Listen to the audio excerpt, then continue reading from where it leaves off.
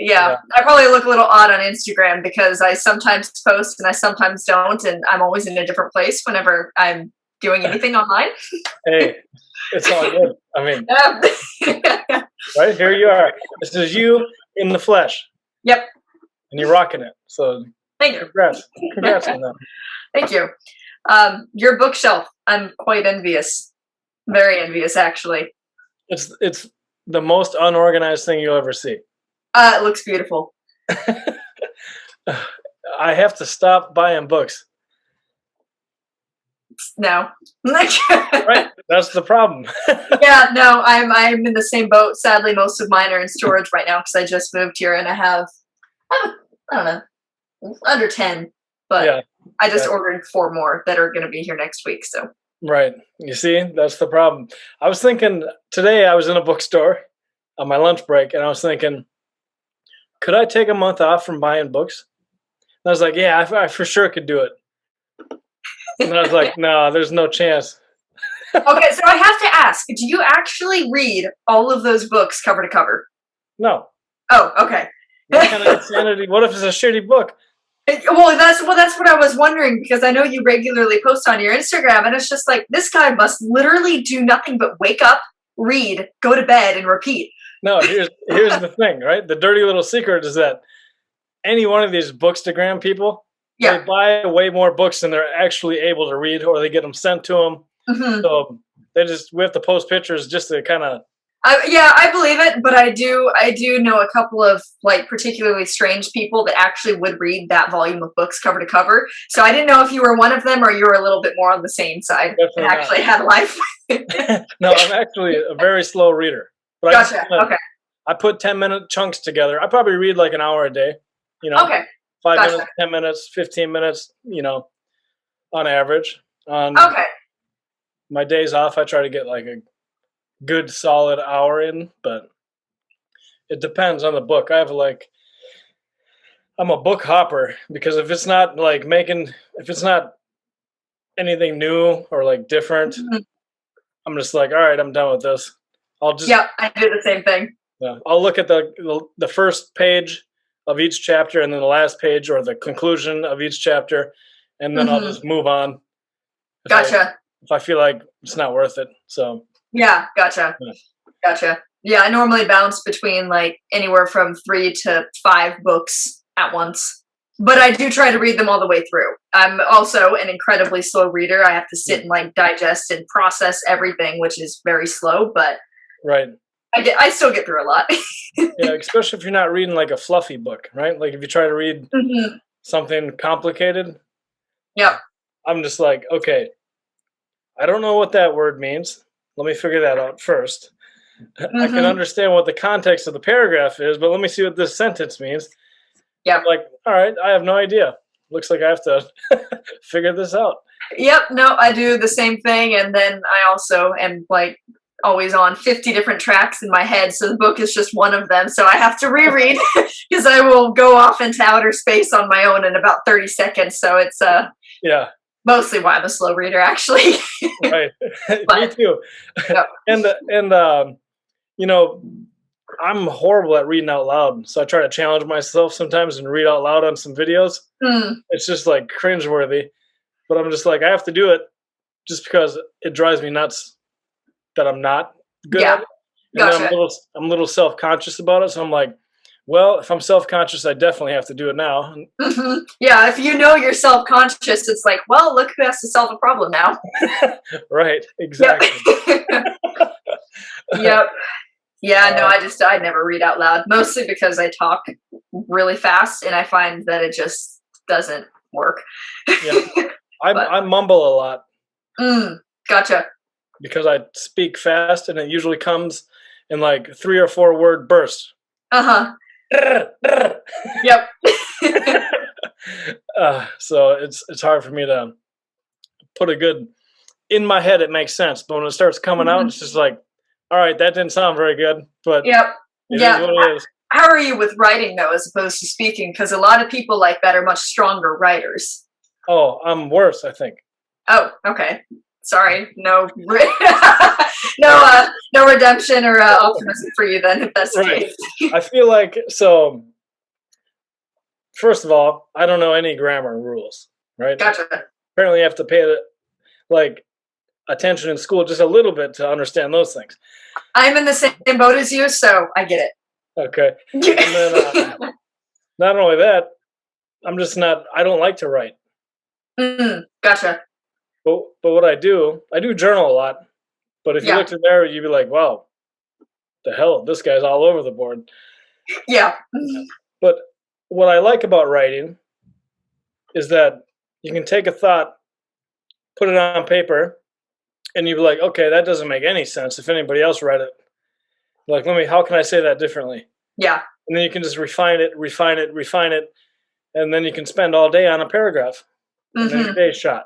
Yeah. Which is extremely frustrating for a person like me who has about zero patience. Gotcha. Yeah, I can't relate to that one. I write like almost every day. Oh, do you? Yeah.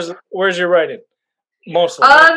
Well, I do a journal on a regular basis, but I mean, I'm also like I have a pretty small group of friends, but I'm the odd one that will write like 10-page handwritten letters. Oh. I don't know why. I don't normally get very many responses, and I don't blame anyone. But but I do write a lot though, and even on journaling, like I would say I average like anywhere from 4 to 10 pages a day. Yeah. Is it more like when you're journaling, is it like just a stream of consciousness, or? No. So my head is a complete mess inside because, like I said, multiple tracks. But I do find that with journaling, I'm able to take all of those much bigger concepts and big jumble of ideas and condense them and just organize them on paper. So that's a lot of what I do, but I almost never go back and reread anything I've written. Okay. So you kind of write to think. Basically, yeah. You write to understand yourself. You're like, all right, what am I thinking about here? Yeah, no, that's actually exactly what it is. Normally, first thing in the morning, like I'll have my cup of coffee and just to like get everything out on paper. And also it helps to set a direction for the day, I found. So that's also why I do it. But yeah, I know a lot of people don't have the patience for that, and for some reason I do. Yeah. Well, it's funny, when I had my early Instagram account, it was like called something different. Yeah. I don't know how long you've been following me. Probably like a year now, but about a year. Yeah. So it's been like 2.5 years since I really started trying to grow it. And I've had like 4 or 5 different names. So it's been quite the journey. But when I first started, I'd randomly select people and I just, hey, what's your address? And I sent them a handwritten letter. Oh, gotcha. Nice. Yeah. I got 1 reply. And I sent like 30. Gotcha. Yeah. Hey, but still, it's like people might not go out and do it themselves, but I don't care what anyone says. Everyone likes getting a handwritten piece of mail. Right. You see, you see the handwriting, you see like the pauses and the writing. It's just like much more personal, right? Totally. Yeah. And not only that, you can see that the person put in some effort. Because handwriting is way harder than typing. Yeah, well, especially like currently, a lot of people don't handwrite things; they type things. So it's probably a lot more effort now, I would say, than it would have been just 20 years ago. Yeah, and I'd always write SOS, or was it SSS? Sorry, so sloppy, you know? Oh, looks like I'm writing with my feet, or like I have a crayon in my mouth and just. Gotcha. Yeah, I bet you have some really nice writing, don't you? I used to have horrific handwriting that looked like I was trying to write in Chinese. Okay. And then I came across like I love history, but when I was really into Jane Austen for a while when I was probably 11 or 12, and I've seen pictures of her handwriting, and I obsessed over mine for about a year or 2 afterwards, and like literally would fill an entire blank piece of copy paper to, 1, get each character right that I wanted, but not only that, write on unlined paper in straight lines. What? I was a weird kid. Yeah. But I mean, I would say it's an improvement. I mean, yeah, let me see that. Let me see. I have a lot of notebooks here. But for an example, like this was just. Oh yeah, you write like a doctor, like some sophisticated woman. It was effort though. Like for up until I was probably 13 or 14, you couldn't read a single thing I wrote. Right. So I just had a weird obsession for a while, and I found it kind of paid off. I don't think you can actually read my writing still. It just looks a little bit better, I think. Right. It looks like, So. I don't know what the hell it says, but it looks nice. Which is all I needed. So. Right. I haven't written a full page of anything since like 4th grade, prior to like the last couple years of my life. Yeah. But I would get in trouble, and my 3rd grade or 4th grade teacher made me write on the board. Yeah. 100 times. Something. I will not do this in class anymore. Ah. And then my mom was, her name was Mrs. Wong, and she had like a heavy accent, Yeah. And she gave me like a bad grade in English. Yeah. She's an English teacher, right? And my mom was like, we were in the ghetto at that time. So she's like, I'm gonna go up and beat that bitch's ass. She thinks you can't speak English, and she's not even from here. But I'm like, yeah. Don't go up there. Just stay home. Did writing on the board improve anything? No. Okay. Yeah, I wouldn't have for me either. No. So what kind of kid were you besides weird? Like, how'd you grow up? Well, that's the story. There was definitely the weird. Like, I was definitely kind of odd amongst the other kids I knew, and I was okay with it because I thought it was more fun. Yeah, let's see. I've been homeschooled my entire life. I had briefly spent some time in college, and I was not about it. But I've been, homeschooled with. Sorry. I thought you were gonna say. So when you said I was homeschooled, I immediately thought, okay. And then you're like, you said a word that started with a C. I thought for sure you're going to say you ended up in a cult. No. Okay. No, fortunately, I do know a few of those people. I have met a few. That was not the level of homeschooled. It was like, not even quite the opposite. It wasn't, I don't know. But I was homeschooled. I have 3 sisters, and we're all very similar in age. So they were my classmates.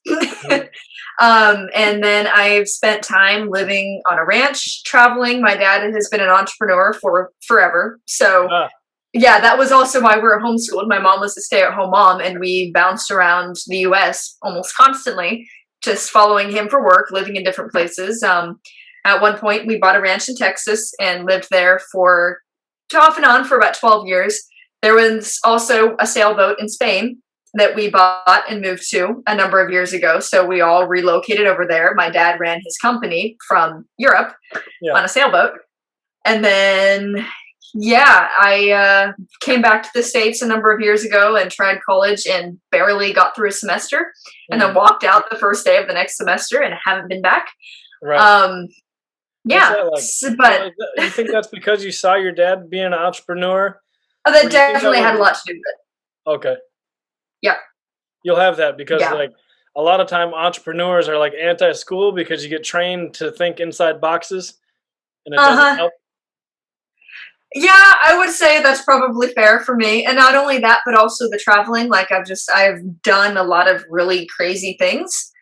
A lot of very, very unconventional things, kind of just because of how I was raised. So by the time I actually went into a college, I was sitting there in like this little box with with teachers I didn't really like or respect because I didn't really have any reason to.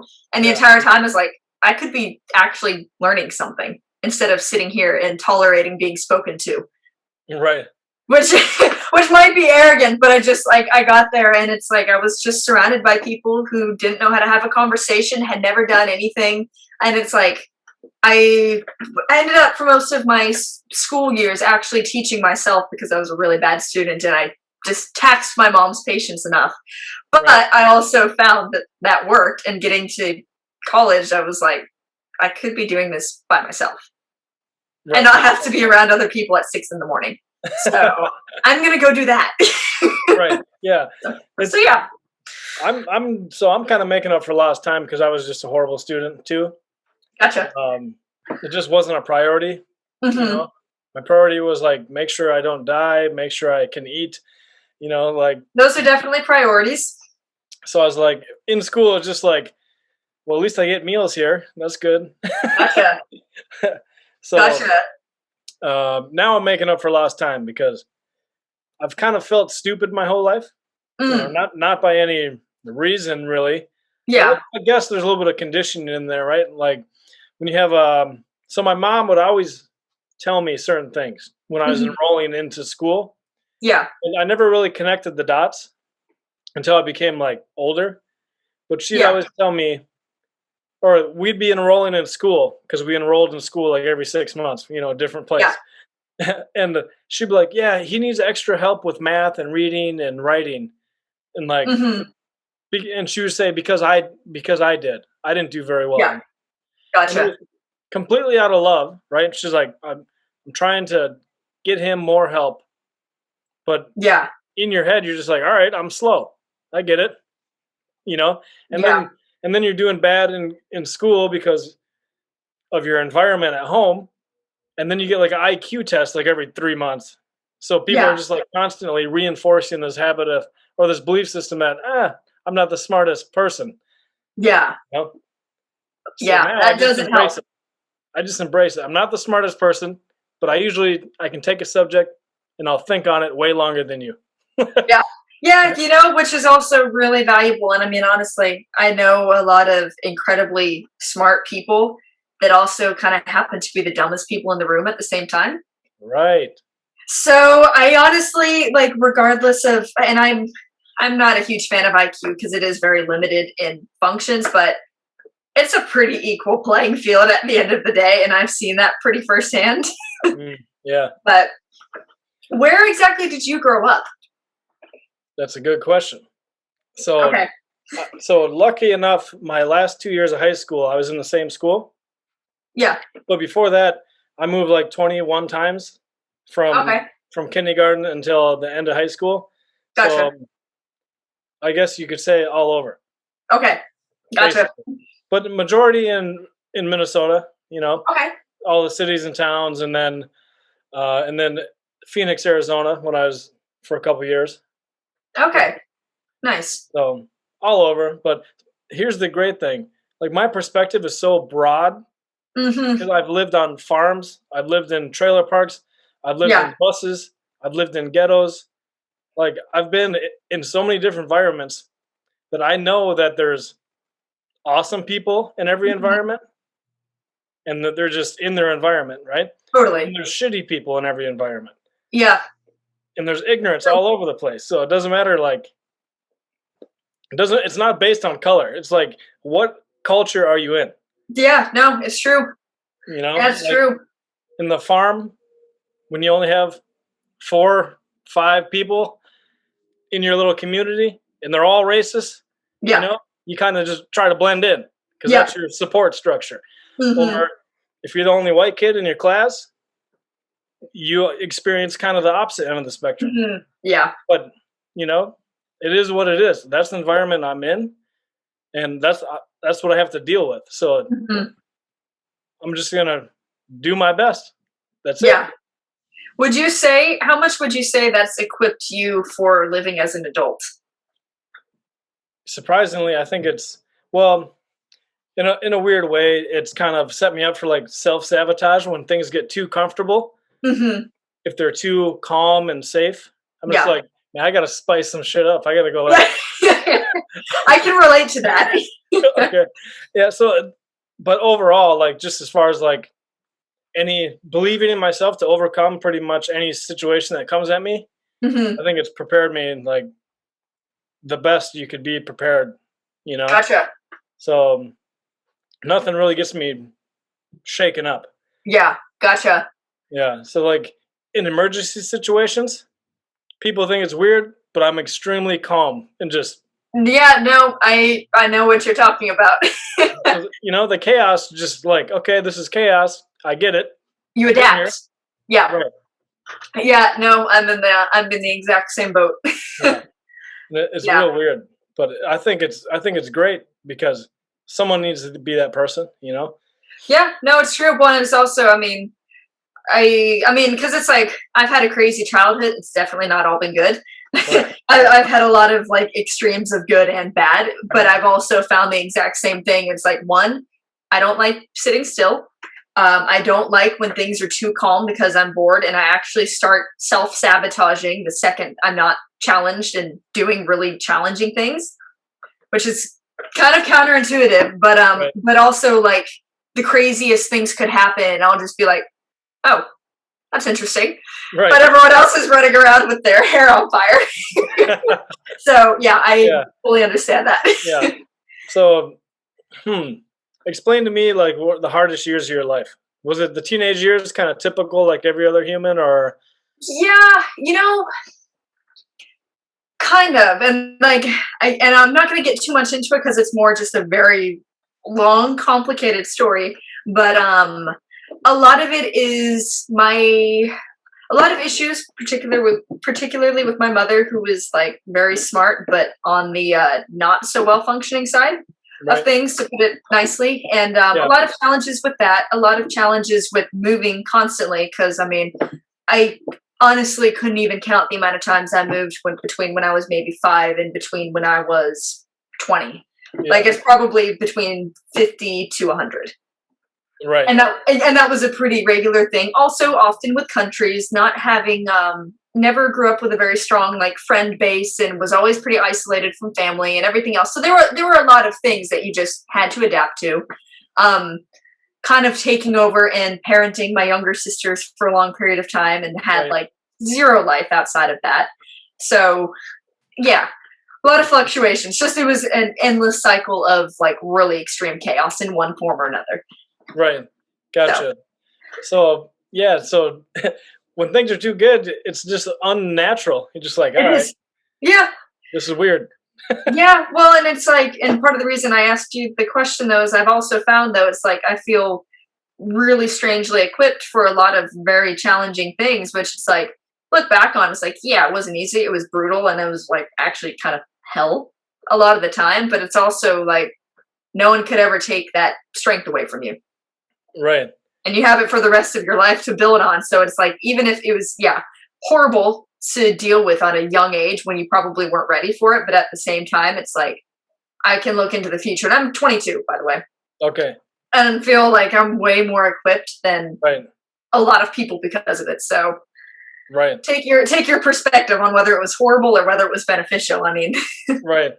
And, and we just give it meaning too, right? Like, totally.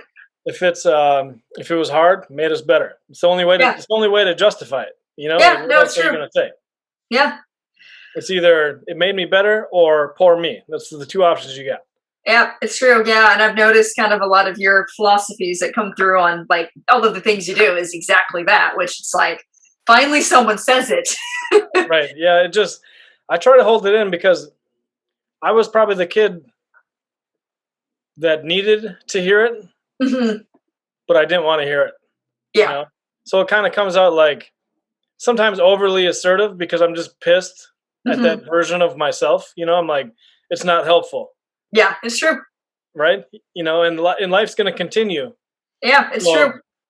If you want all the tools in your tool belt, it has to start with putting on your tool belt and like going towards the problem instead of like hoping someone else is going to solve it for you. Totally. Well, and at the end of the day, it's also a form of freedom, and it's a form of self-respect to be able to look at yourself and do that for yourself. Right. Self-respect. That spectrum is like half of your self-esteem is like how much you admire yourself. Totally. In situations, Well, in order to give yourself the hard advice that no one else is going to give you. Right. Which, I mean, I'm not saying that because I'm like highly experienced. I get it and I'm moving towards it, but I know that it's there. That's definitely something I need to address a little more often. Right. Yeah. The person in the mirror, right? Totally. Yep. They always tell the truth. Even if you lie to them, they're like, you're full of shit. Yeah. Well, and you know what? And at the same time, you have to carry both sides of that equation because like your conscience and I would say your better self is sitting there telling you that, but you're like, nah. But then there's still that inner war that's going on that's like, you ever going to get your shit together or are we just going to do this? Yeah, 100%. And that's the human condition. Yeah, it is. In general, that's the constant battle. Throughout since the beginning of time, since we've learned or since we had this internal compass of like, you could do better. Yep. Yep.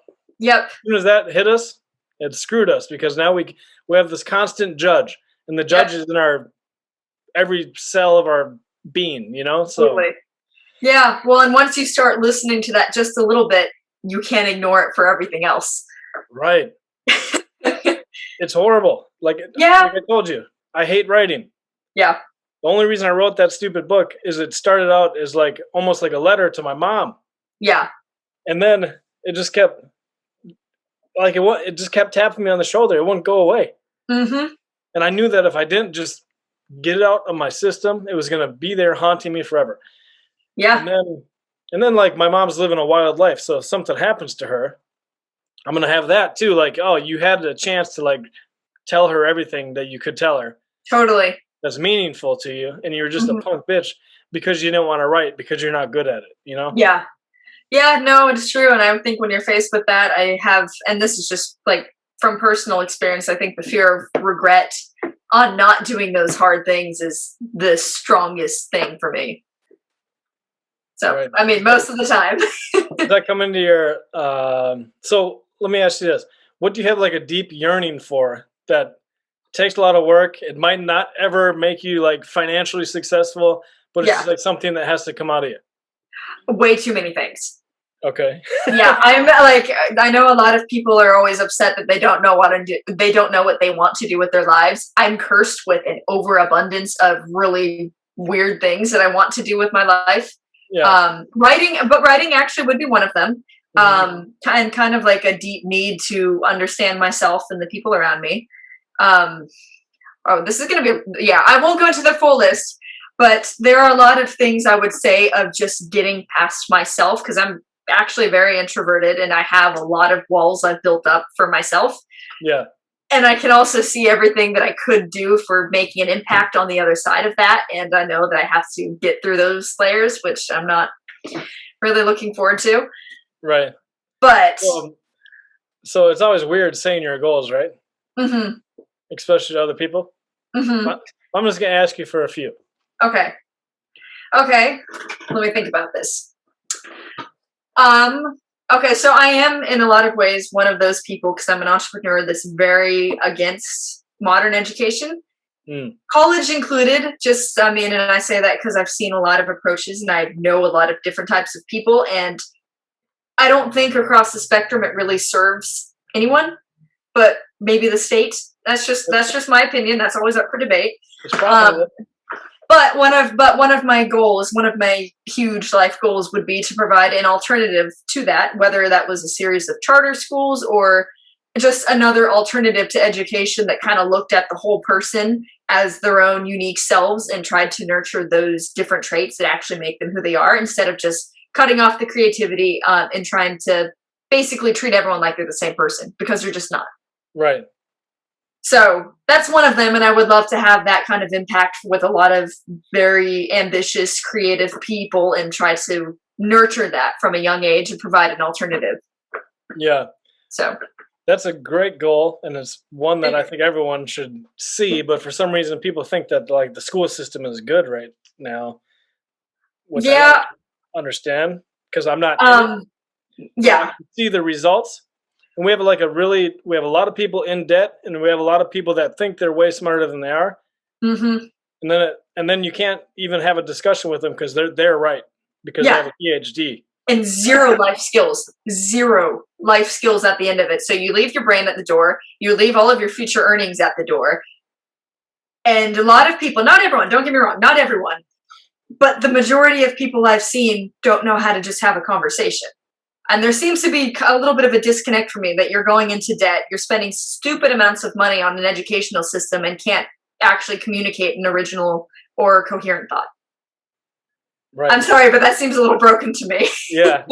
Right. The whole point of college was like to have ideas, challenge each other, and to Mhm. prepare you for the world, Totally.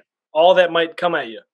But like Totally. it seems like it's kind of boxing people in, and they only have one response, and it's like outrage or Yeah.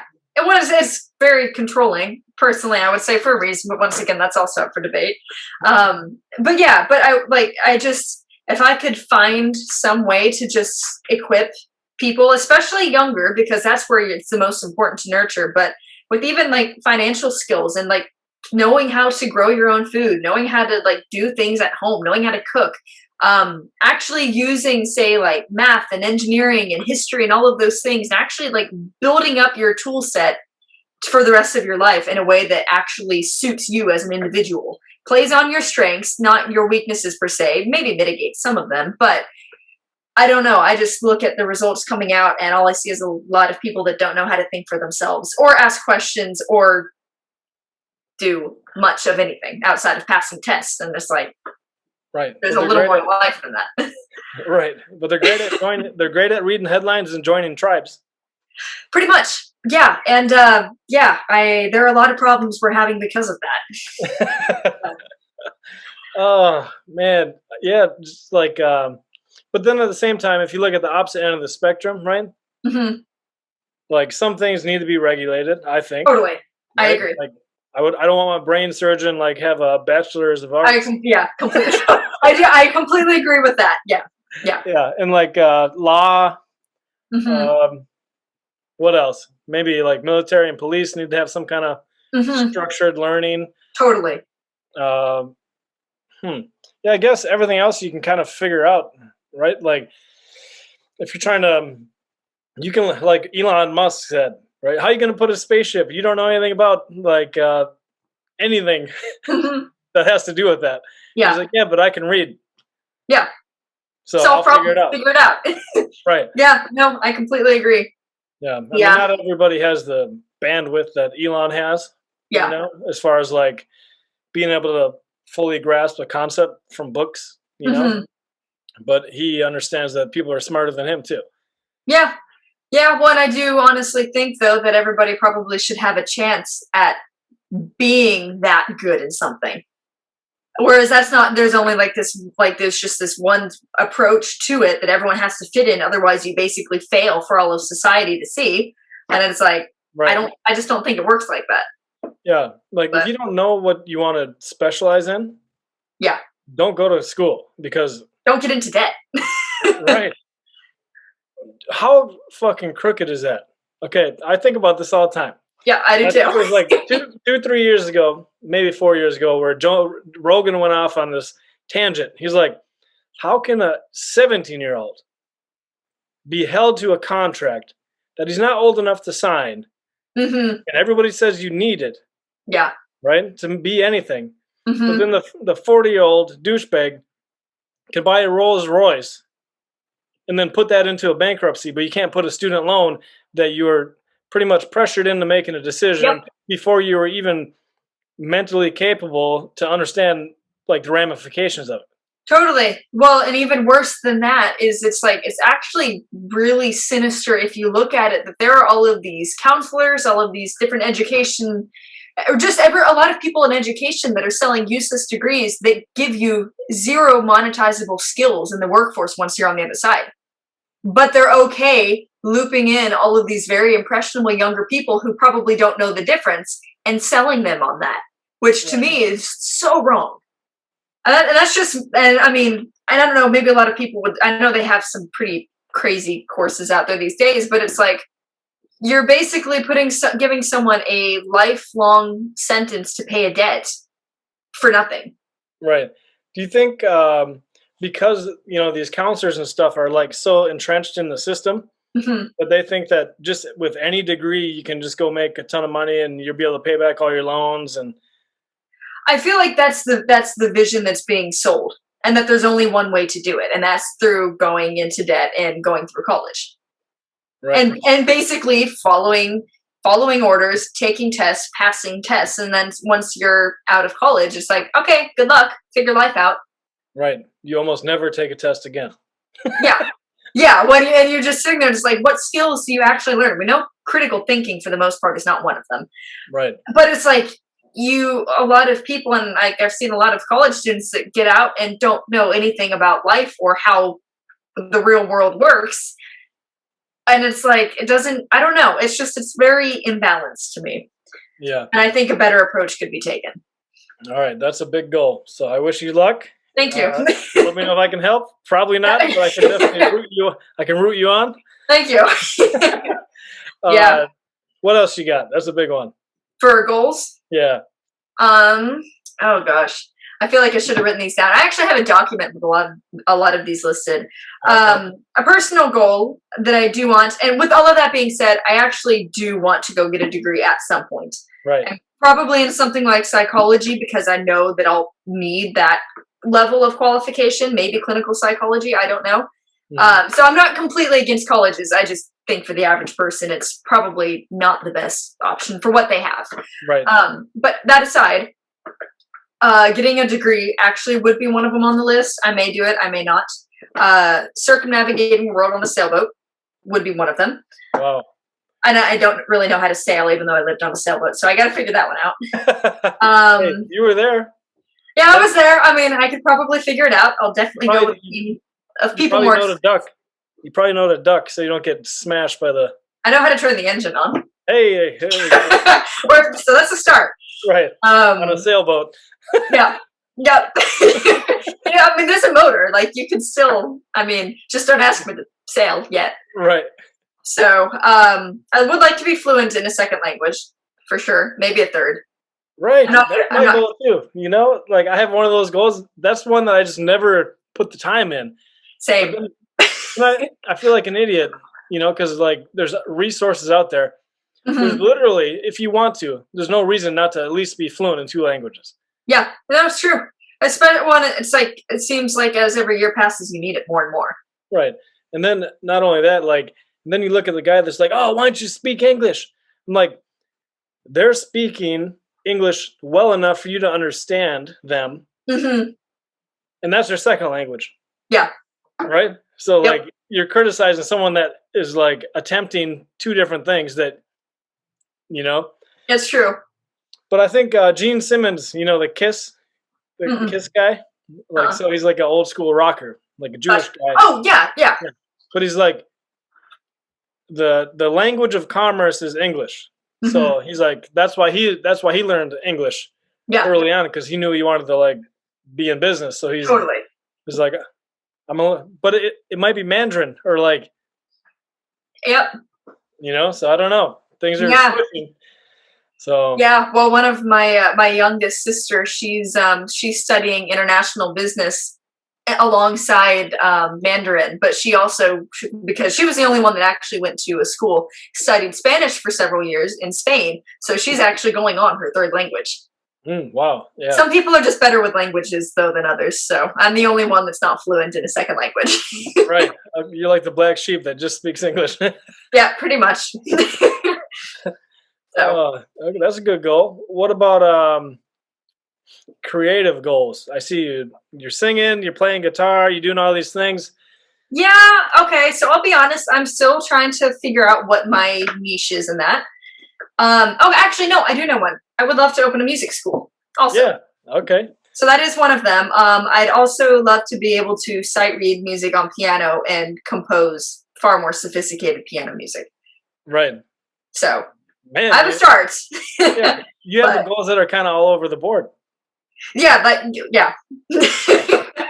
So like some people stick to their, like, they have one strength that they've always been good at. They're like, I'm going to be good at that. Yeah.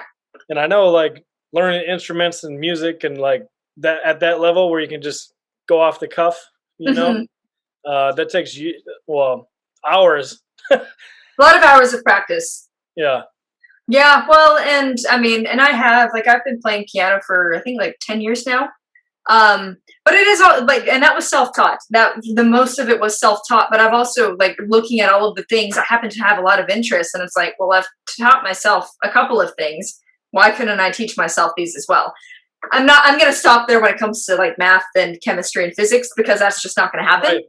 But everything else, I'm like, well, this might be fun to try. Yeah. So yeah, I am all over the map. I like to overcomplicate my life.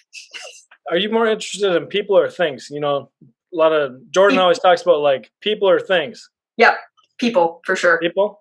Me too. Cool. You that would mean that you're a feeling person on the Myers-Briggs indicator. Right. I'm pretty I'm an emotional guy. You know? Okay. So how would I say it? I probably get close to crying a couple times a week, but not for bad things. Gotcha. Because I've been hardened enough. Yeah. But I know that's part of life. Like, if things are good right now, hang on, because the bad shit's coming, you know? That's true.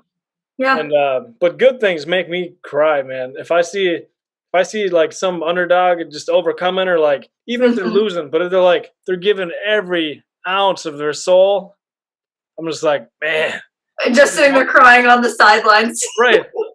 Like because you admire that. You want there's something in you that wants to have that ability to just like give it every single thing. But you empathize. It's like you can kind of feel their pain, and you know that experience, and it's like Yeah. it's yeah. No, I know what you're talking about. Yeah, Yeah. That's why I but love all the underdog movies. I'm just like, I'm just a yeah, sucker. I could just watch that. it's a classic human story though that we all kind of live through at the end of the day. Right. Yeah, like the human race in general was an underdog for a long time. Yep. You know? Yeah. Still is. I just don't think people realize how terrifying nature actually is. Right. We're just a little too comfortable and numb to how harsh and how helpless we actually are. Dude, Mother Nature's a bitch. She's always trying to kill you. Yep. Yep. And when you don't have like even the pandemic, right? Mhm. I won't say it. So, all right, that's a bad example because I don't think it's shit compared to the rest of history. Yeah. No, I agree. No, I agree. But because we're so soft, it took the world by storm. Pretty much. Yeah. You know what I mean? So if people understood that what an ice age was, Hmm. or like literally comets and shit hitting the earth all the time,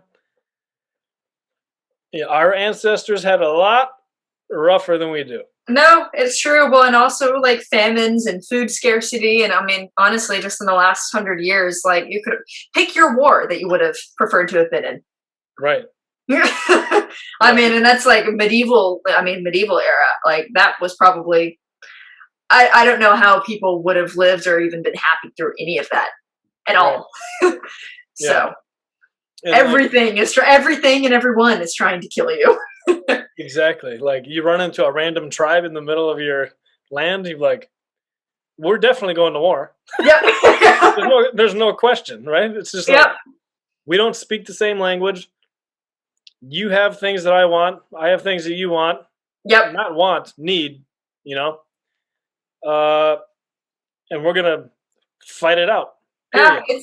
it's been pretty brutal. I mean, I don't think, and I honestly like going back to what we're talking about with feeling comfortable. Is it's like I definitely haven't lived through those types of things, Right. but there's also a certain element of survival that you have to where it's like I don't know, the comfort is kind of pointless.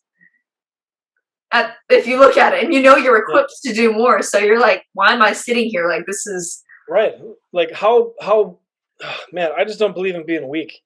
yeah, no, and I'm finding like definitely coming to that side where it's like if there's anything to aim for, it's to be strong because Yeah. life is brutal and we can sit there and dance around everyone's feelings all the time like we do, but Yeah.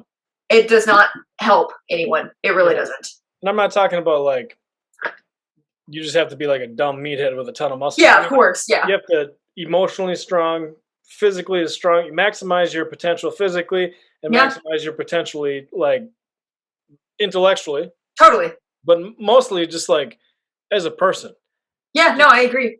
Any challenge that comes at you, you have to figure it out. Mm-hmm.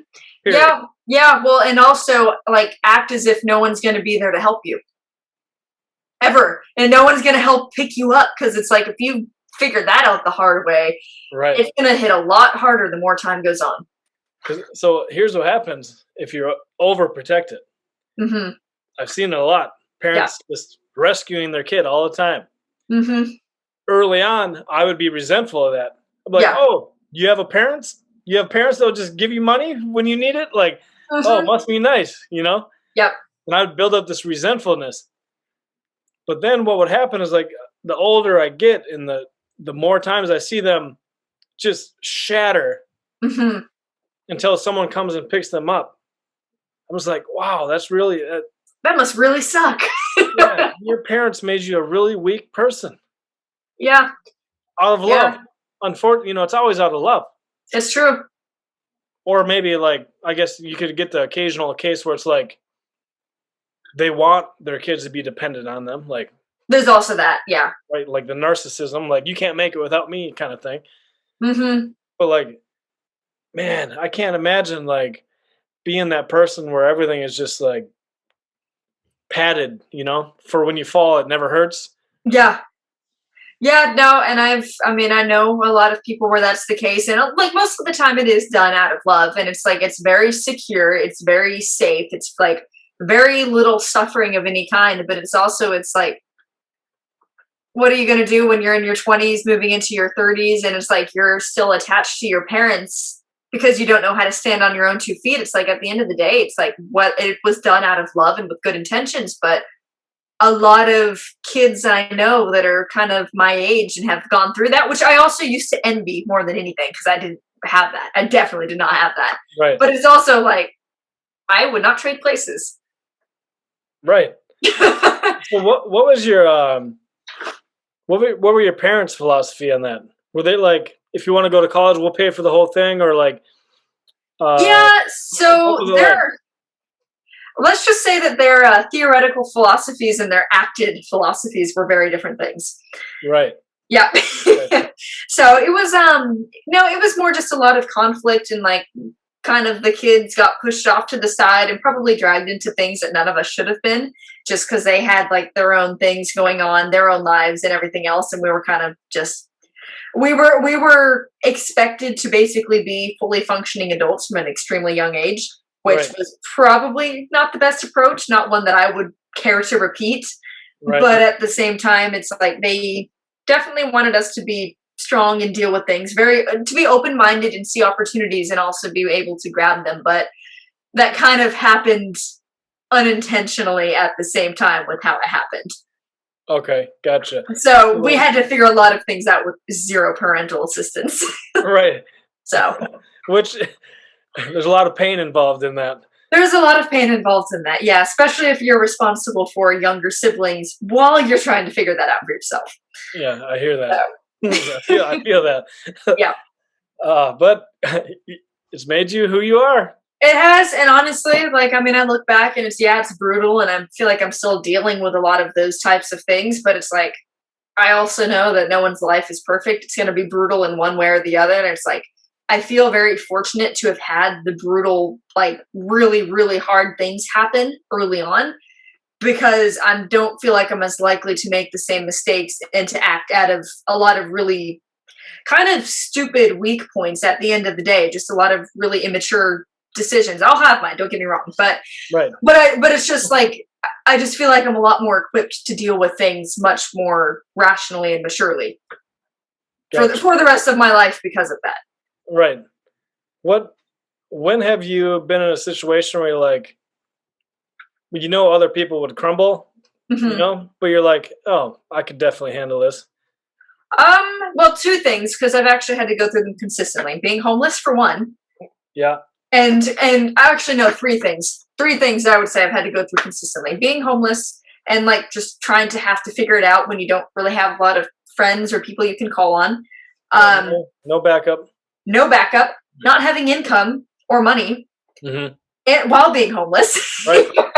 Those are also they usually go hand in hand. They usually go hand in hand, but also just having to figure out how to use other resources outside of money, which is like that alone is harder, I think, than just about anything. But also standing on your own 2 feet and having like your own convictions about something when you don't know a single soul around you that would agree with you and support it, but knowing that you have to go forward and act on that anyways. Yeah.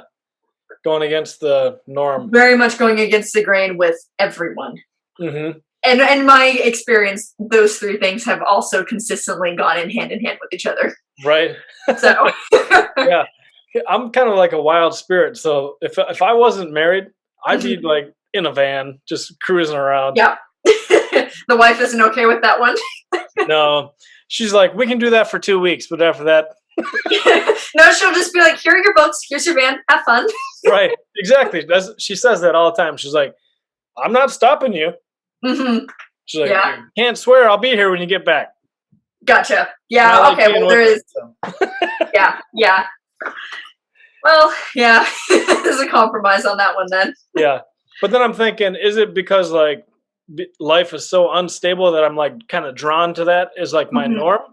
Yeah. And I should really be grateful for like a stable home. Yeah. you know?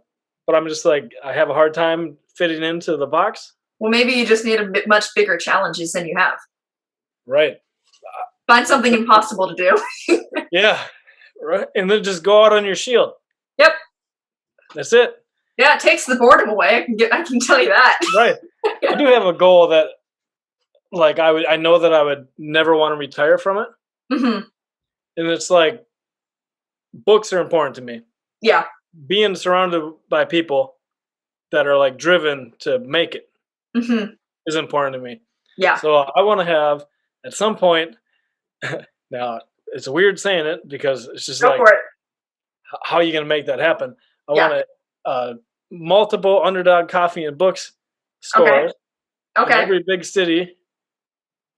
You know, for sure in North America. Yeah. But then I want to use those to generate profit, obviously, Yeah. for like homeless shelters, Mm-hmm. but not just any homeless shelters. Homeless shelters that make you, they're going to be small Yeah. and they're going to make you work. Like, you're not going to just walk in. Shit's not free in here. Mm-hmm. Like, you're going to be part of the echo or the community that holds Earn your keep. together. Right.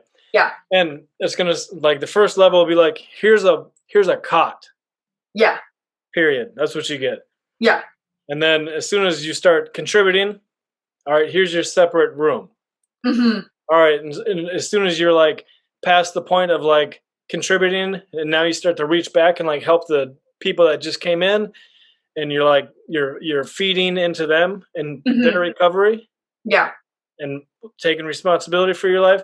All right, now you get a room, and now you also get a shower in your room. Mm-hmm. Basically, it'll be like real life. So up to 6 months, Yeah. You'll earn your way to the suite, which is have like room, like a big bathtub, cable TV, like all the things. So it's like different levels. And by the time you get out of that place, you understand how good taking responsibility for your life. Totally. Even if it's not your fault. Yeah. Taking responsibility for reacting to the situation that just happened to you or whatever. And just feeding into people and becoming competent within that little structure that you're in. Yeah. No, I think that's brilliant. Sign me up. Right. Tell me where I can help. Yeah, no, that's a really cool idea. When it would be self-sustaining I think, for the most part as well. Right. Yeah. But we'd also have we'd have overhead because we would hire people to like perform therapy and like of course, help people do the work, not force them to.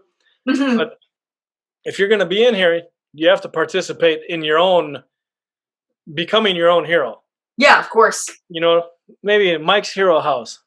Yeah, no, I'd say go for it though. I think that's something that would absolutely benefit a lot of people.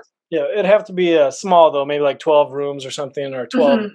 Just a small thing that can really make a difference, not by doing things for people. Yeah. Providing them a safe environment, you know, and the ability to stay in the safe environment if you're willing to do the work. Because in the real world, you have to face your addiction, you have to face your troubles, you have to face your prior decisions, you have to face yourself, you have to face your trauma. Of course, yeah. You know, like all these things. So I don't know how many people would sign up for that when they got the soup kitchen down the street. They'll just throw food at them and throw them back in the street, you know? Yeah, well, I'd say give it a test. I'm sure, I mean, a lot of people end up in those situations not by choice or by desire. Right. But they're thrown into them and don't have any tools that they can reach out and use to get past them. Right. So, yeah. help the people that actually want to help themselves. Yeah, exactly. And I was that guy multiple times where I'm like, all right, I just need to catch a break here. I'm just going to work my ass off until something. Totally. Yeah. You know? Yeah. Well, and I would say the firsthand experience would probably be very helpful. It would. For knowing exactly what people need and when. And yeah. Man, here's the one thing that drives me crazy, right? Because I've kind of made it through some difficult situations, this and that. And like one time I was sitting, so I was in a building.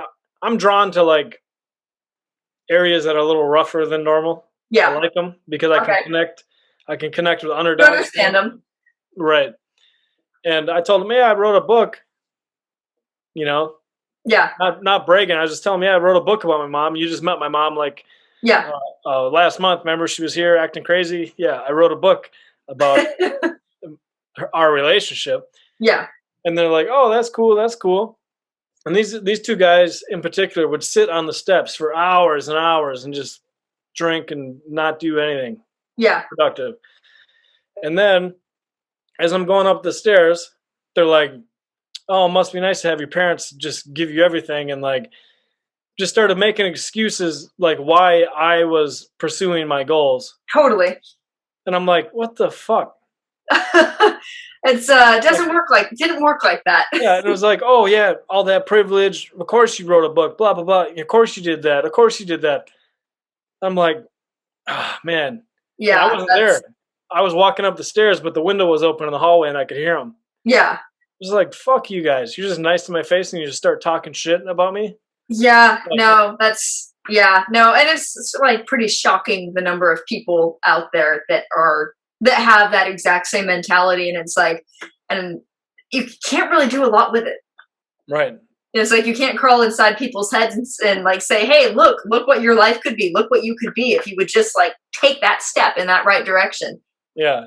And they resent everyone else who actually does that though. Right. And it makes me resent them too, because it's like I know that they're judging me and they don't know how hard it is to like actually accomplish anything that's creative or like put yourself out there or get past your own barriers for one. Right. It's just yeah, they just want to write it off. Yeah. Because well, in this case, they're like, oh yeah, must be nice to be a little white boy, blah, blah, blah, blah, blah. I'm just like, it has nothing to do with it. My life was shit. Mm-hmm. My entire life was shit. Yeah. Either because of my environment or because of decisions I made. Like, yeah. No, and it's always it's an easy way out of having to do anything though. It's an easy way out of having to carry anything heavy if everyone else around you is just gets it easy. Right.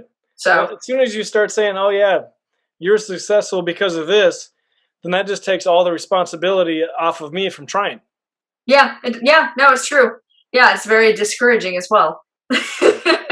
or if I can clump people into groups, yeah, and make them the reason that I suck, mm-hmm. or not even suck, that I'm unwilling to make an effort. Yeah. Right? Because I respect the hell out of people that suck at things and they just make effort until they're good. Totally, I do too. Yeah. But if I clump people into that group, and hey, now it's off.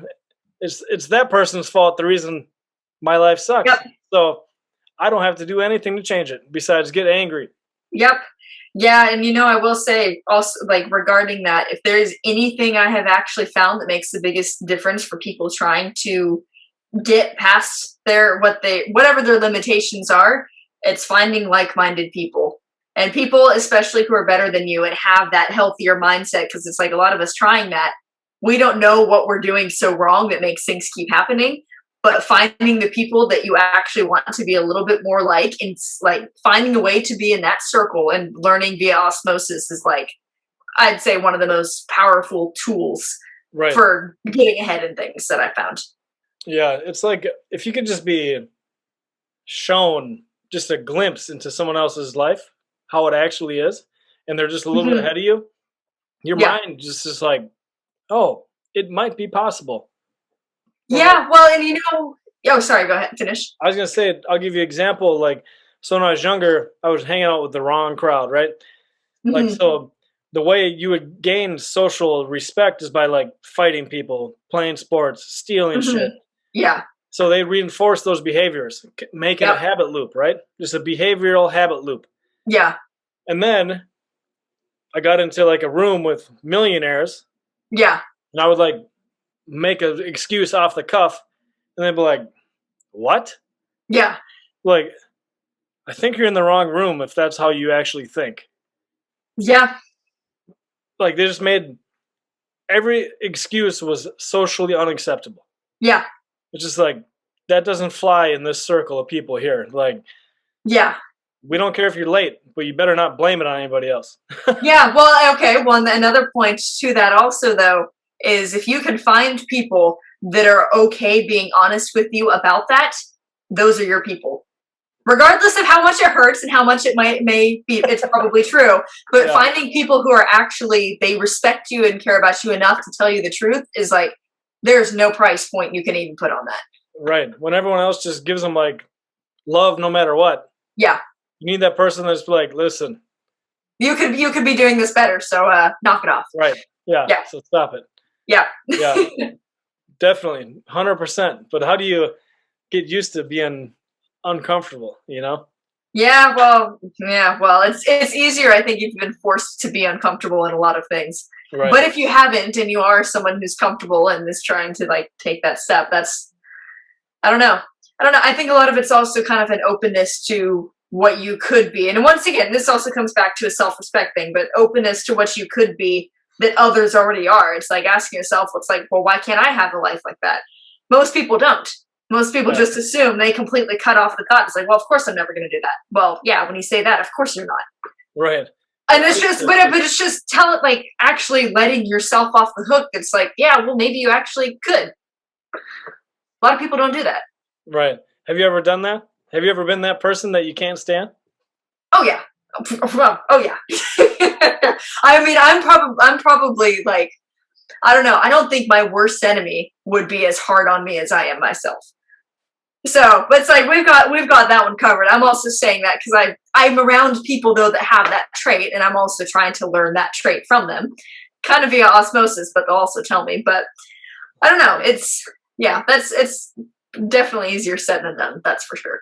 Right. So, do you consider yourself like if you had to go on the scale of like following all the rules or being very open and like a rule breaker, where are you on that spectrum? Good question. I'm not a person like I've always been very much a lone wolf in the things that I do. Mm-hmm. Like even growing up, I didn't have a lot of friends. That's not because there weren't people around. It's because I would have rather just done my own thing. And so, and I don't know. It doesn't really have to do so much with the rules for me. It's just whatever I think is the right thing to do. From whatever I can see or the best option. That's usually what I go with. And it's like, if no one follows me, well, see ya. Nice knowing you. But it's also, if there's no one there, that I'm still more likely to do that, even though there's no one there. Right. Which isn't probably always the best decision. Because no one's an island. I have found that out the hard way a few times. Right. But I would say definitely more towards the open side. But I do believe in rules, and I do believe rules are there for a reason. Mm-hmm. I'm like this. I'm very similar. I'm like a weird paradox where I like order because you need parameters. Of course. But I'm very open. Yeah. Like I'm very open to creative ways to make things better. Mm-hmm. But if something's working, I want it to stay working. Yeah, well, and I think that's also in the realm of, I would say, more well-rounded people. I would say that that's the case. Because there are some people that are extreme on the creative spectrum, extreme on the anything but creative spectrum. So you just gave me a compliment. Yes. All right. Yeah, I'll take it. Because I try to be balanced. You know, I think for me it's important because I've seen ignorance all the way to the extreme on this side, all the way to the extreme on this side, and it doesn't do any good to be ignorant on either side. Yeah. Yeah. Well, I mean, you strike me as a pretty well-rounded person, so and well educated as well, well thought. So congratulations. Hey, all these books are seeping in at some point. Yep. Oh man, I could hear that all day. I like it. Yeah, I can guarantee you, anyone who knows me would not say that about me, and I'm not going to say that about myself. I'm all over the place. Okay. Like, have you ever, Jordan Peterson's personality test? Have you ever taken it? The Big Five one? I don't think I have. I've done his auto writing thing. Or like. Oh, gotcha. I have that. I haven't done it. Yeah. But the personality test, though, it'll be broken down into separate subcategories of the same thing. Mine are literally all conflicted. Gotcha. So they're like it's all one big. And it's just right on his site, like the Big 5 test or something? It's understandmyself.com. Oh, okay. I actually make pretty much everyone I know take that. Sweet, I'm going to take it. So. I'm reading a book right now called Personality is Not Permanent. Yeah, I saw that. How was that? The opposite of what, like, the tests say. Really?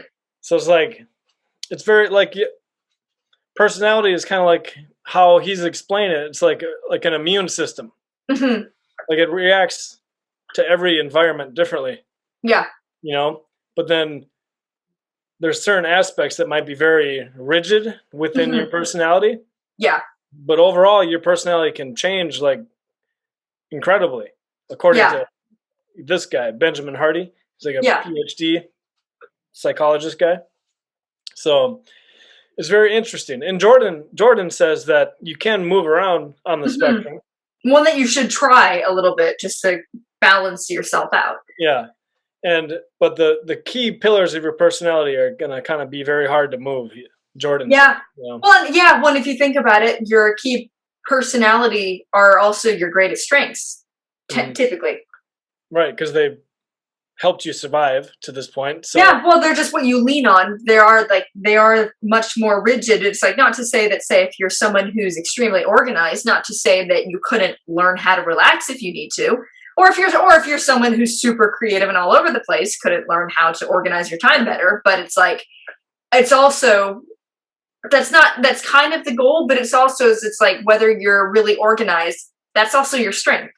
And whether it's always going to be a strength and a weakness. I guess it's pretty split, but there's a lot of room to utilize what's pretty rigid and what's also not, is what I'm saying. Yeah. Yeah. Huh. It's so interesting. So my personality has changed a lot.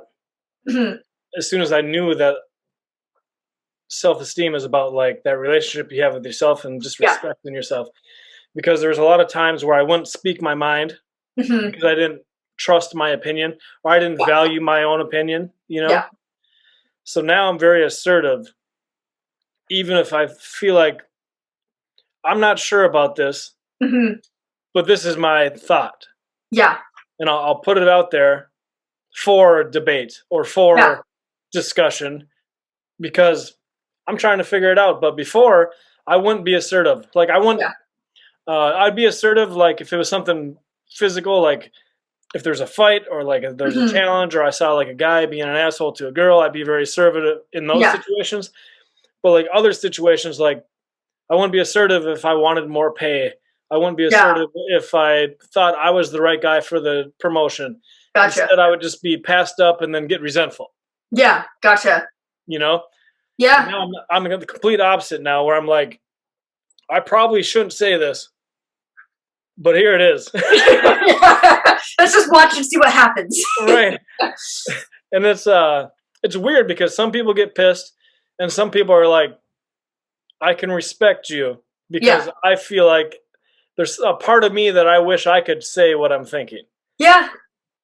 Yeah, no, it's true. And I mean, and it's like, yeah, I don't know. It's definitely, that's another thing. It's easier said than done, but it's like how you talk to yourself and how you treat yourself has such a huge impact on not only just how you live your life, but how other people treat you. Right. And it's, yeah, I've gained so much more respect for myself, just being the person that's like willing to put my idea out there, or just my opinion, and be like, I don't know about that. Here's my opinion. What do you think? You think I'm stupid? Like, I have a way more respect for myself taking risk like that. Yeah. Versus like just harboring all these belief systems or thoughts and just keeping them to myself, and only looking for people that are like, yeah, you're right. Yeah. Yeah. No, I mean, it's true, but it definitely can be uncomfortable unless you're that assertive personality already by nature. It's like, it can be very, very uncomfortable. But also it's like, you kind of have two options. It's like, here's what you know, here's what you don't know. By saying this, you might find something that you don't know. So you're still moving forward if you break it down. Yeah. And what do you value more? Do you value being right or learning? Yeah. Yeah, that as well.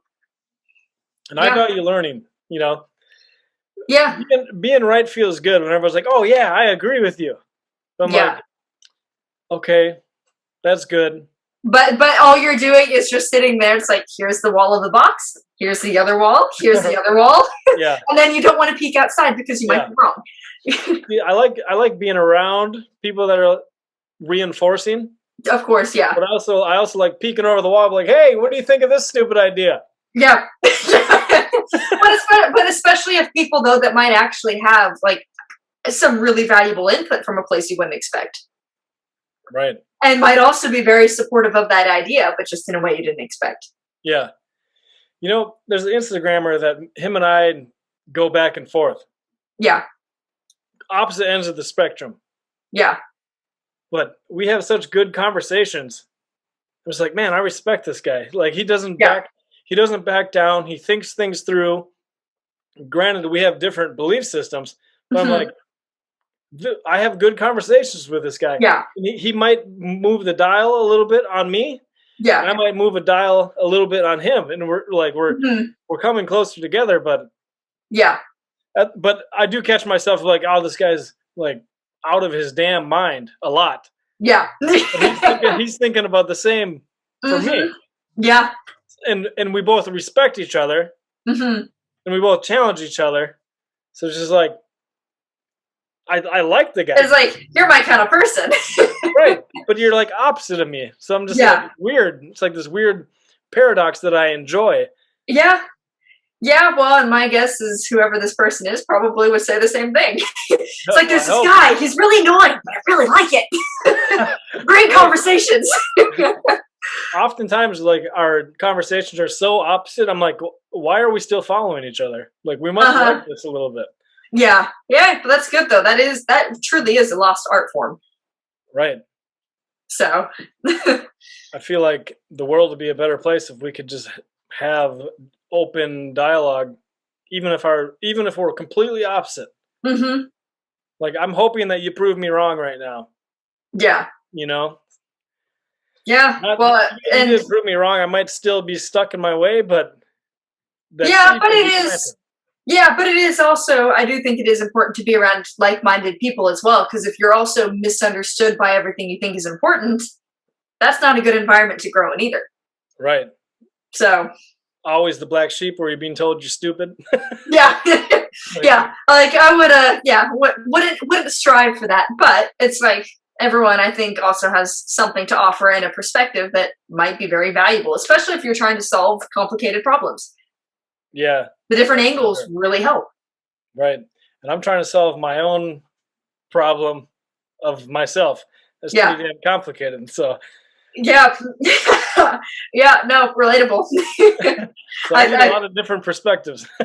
Yeah, no, it's true. Well, I mean, it also just makes life a lot more interesting, though, if you can kind of get those things out there and it's like kind of borrow someone else's toolbox for a second and use it on yourself. Yeah. So how do you recharge then? You're introverted, so you probably recharge by yourself.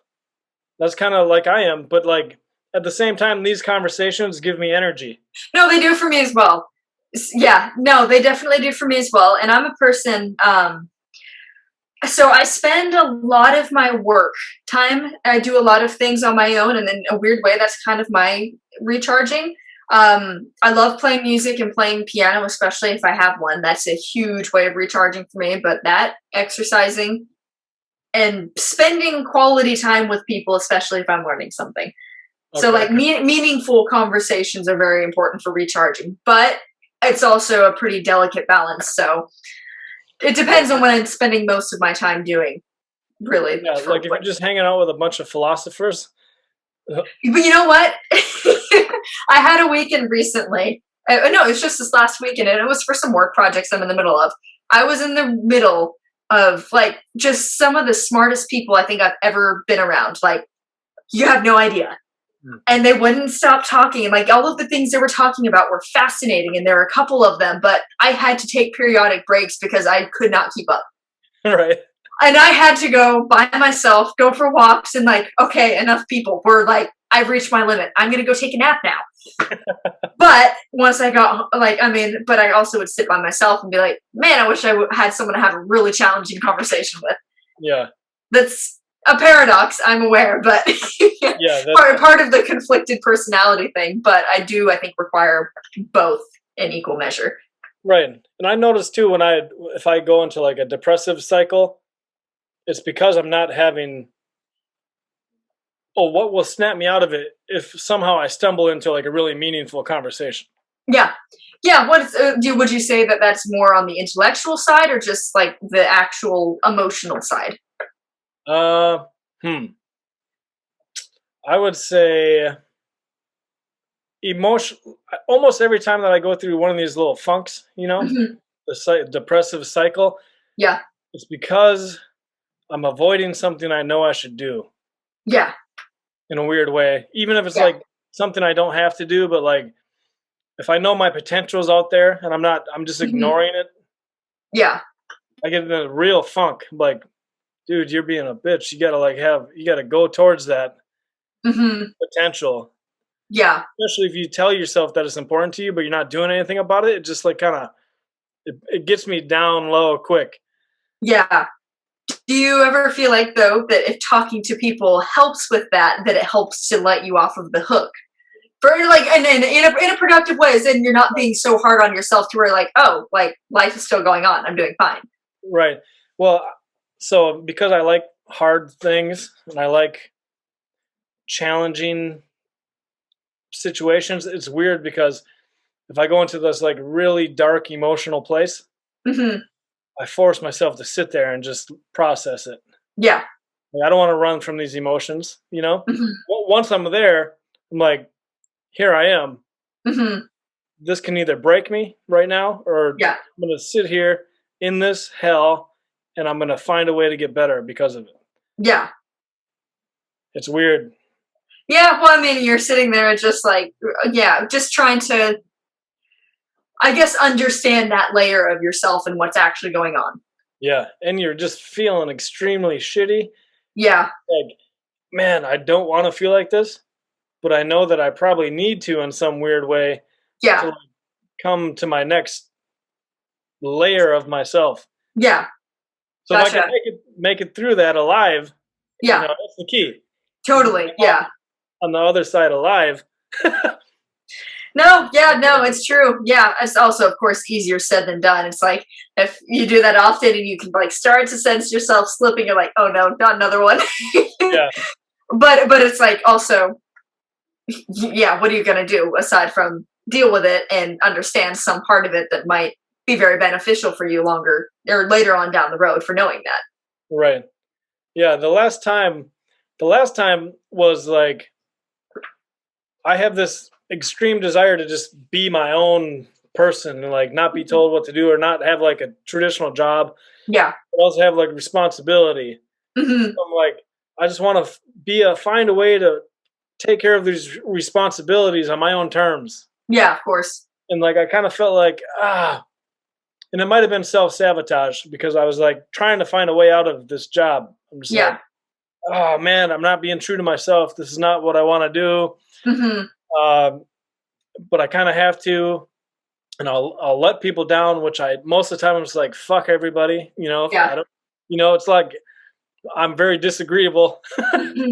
So the norms, I don't like being told what I need to do. Yeah. What I should do, I'm just like, okay.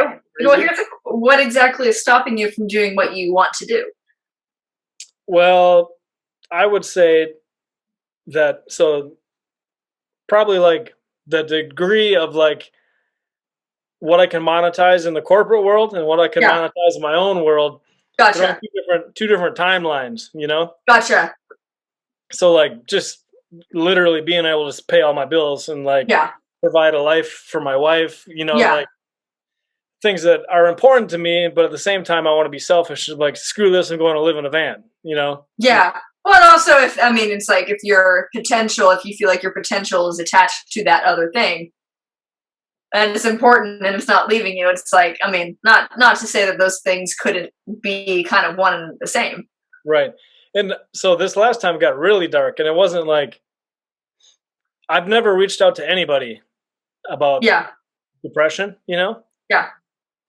Just because like I'm gonna figure out a way to get through this. This is shitty, but I'm gonna sit here and suffer until I'm done with myself, pretty much. Yeah. But this time I actually reached out to someone. Yeah. Just like it was like a text therapist. Yeah. Not even a therapist. It was like emergency text. Yeah. Gotcha. I'm like, I'm having some weird ideas right now. Yeah. And she's like, what do you mean? I'm like, I'm thinking about all the different ways that I could creatively just kill myself. She's like, do you think you do it? I was like, no, I'd never do it. Like, because I believe in like experiencing pain. It's part of life. And it makes me better. Yeah. Like, are you suicidal? I'm like, no. But it's weird to me that I'm thinking about all these different ways I could do it. Yeah. She's like, do you think you're in danger? I was like, no. Yeah. So she was confused. She's like, what's going on here? Right. She's like, do you think you'd ever kill yourself? I said, no. Yeah. I don't think I would. Yeah. But I'm thinking about different ways to do it. Yeah. So it's like this weird paradox. She's like, if I text you, I don't know if it was a guy or a girl actually. Yeah. But they're like, if I text you tomorrow, are you gonna reply? Like, and you're gonna be safe? I'm like, oh yeah, for sure. But I'm like going through a hard time right now, and it's just like I'm thinking about different ways I could do it. Yeah. So did you find a conclusion for that though as to why, or no, I think it was just like how, so I don't believe in like taking the easy way out. Mm-hmm. You know? Luckily, because I would have probably killed myself a long time ago but I just like that challenge of suffering until I figure out some meaning or like some way to get through this. So I think I was just getting creative because with my new job, I was learning how to use more tools and like different things. So like this creative thing just kept popping in my head, like, oh, you could tie a rope here, make a pulley here. You know how to use all these drills now. You can make this. Yeah. I would say that a lot of people probably do that. Right. Like I would think that's probably a lot more common than most people would like to know. Right. Or we're the only ones and everyone else is like, these people need some help. Yeah, I mean, well, there's also that, but I'm also like, I mean, I don't know. I can't say that I relate to that specifically, but I also like, I know what crazy feels like. I can tell you that. Like insanity is, and I don't know that I'm coming back from this. Right. But at the same time, I'm also looking around and almost seeing a reflection of that same thing in other people I meet. It's like, wait a minute. I'm pretty sure everyone's crazy. Right. Am I the only normal one? It's like kind of. If you're sane, that means you're abnormal. Yeah, but I don't know. It's like, and also I think, I mean, I love like Carl Jung's concepts of psychology, and I'm very well aware that everyone has a shadow personality. So it's like, I also wonder if things like that are, say, components of your shadow personality coming up that don't have a direct meaning, but they have an underlying meaning. Yeah. And I think about that a lot too, because I think everybody has probably multiple shadows, you know? Yeah. And if you deny them or suppress them for too long, some crazy. They start coming out in really weird ways. Yeah, like I have a very, I would say violent, but that doesn't sound very nice. So I'll just say, I love competition. Yeah. Aggressive. Not like violence out of evil. Yeah. Like I don't want to watch the world burn just to watch it. Yeah. You're not a psychopath, but. Right. I want to contend against something. Yeah. You know, and I often fantasize about like situations where I would be tested to my very max for my life. Yeah. To protect myself or my family. Yeah. I have this I'm always in a weird way kind of hoping it happens, but I'm like, I don't want to be, that would be a situation that you don't want to be in. Mm-hmm. So I know that. Yeah. But you're like, but I also want to try it. Right. It's like this weird thing. Like what is it like to fight for your life with Yeah. every ounce of your soul? You know, Mhm. like, and I think Yeah. you just kind of No, I honestly do the same thing. Like it's pretty weird because I'm a pretty assertive. I would say in a lot of ways aggressive. I have a very right. harsh edge to my personality, Okay. especially for being a female. But it's like I also find myself doing the same thing, and I'm like, what is wrong with you? It's like, I mean, like for an example, it's like I want to study like extreme Krav Maga and be like proficient in it because I want to know that I could take care of myself in those situations. But it's like I feel like I could more confidently go through the world in a lot of ways and in a lot more dangerous places and be equipped. But it's like that kind of challenge of being able to do that is probably really stupid. In all honesty, but I'm also just like I kind of want to do that. Right. It's like you want to prepare to go on that hero's journey and just go slay the But dragon. something that's extremely dangerous. Right. Like you But want I to. do that in a lot of things. Okay. So Yeah. Like, I don't want to necessarily go slay the dragon, but I want to know that if I have to, yeah. I'm But a weird part of me also wants to be like equipped so I actually can go into those dangerous places for one reason or another and like know that I'm taken care of and actually push my limits that much. I don't know why. But it is that way in many areas. Do you think that's our, we're intellectual because we Mhm. really like to think things through. Yeah. Do you think that's like a primal instinct? And then we can manifest that like intellectually, like challenging our ideas all the Mhm. time? Or do you think there's like something legit in our DNA that's like, I gotta fight something? Yeah, okay, good question. For the longest time I've always thought that people had a very set amount of like innate potential and what their path was gonna be. And that to me it makes sense that we're trying to achieve that as we live. But it's like I also think that kind of a human personality and human potential is like infinitely expansive. So, and I look at things like that as like, what would be the barriers as far as I can tell for what I could probably maybe get out of? And it's like, and I would take that same approach with something like music, for example. It's like, may call it arrogant, but it's like, if there are great people out there that can do things at this extreme level, what would it take if I actually believed that I could do it and like got rid of any barrier that said I couldn't to actually get there? And it's like, and I find that just comes out in multiple dimensions of things. So that's my interpretation. Yeah. Um, It's kind but of yeah, but it is a potential thing for sure. yeah, it's kind of like chapter 2 in Jordan's new book. I'm reading it. I'm reading chapter 2. I haven't finished, but Right. Chapter 2 is pretty rough because he goes into a lot of myths and stuff, and like I yeah, was hoping it'd be like a traditional self-help book, like just tell me how to be myself. yeah, yeah. But he But has to take you on the journey to understand. right, like Mhm. aim single-mindedly at the person you could become. Yep. If you do that in every area of your life, it becomes quite the journey because there's a lot of potential that you have, even if you don't want to admit it, Hmm. and if you don't pursue it Yeah. consciously, you're leaving something on the table.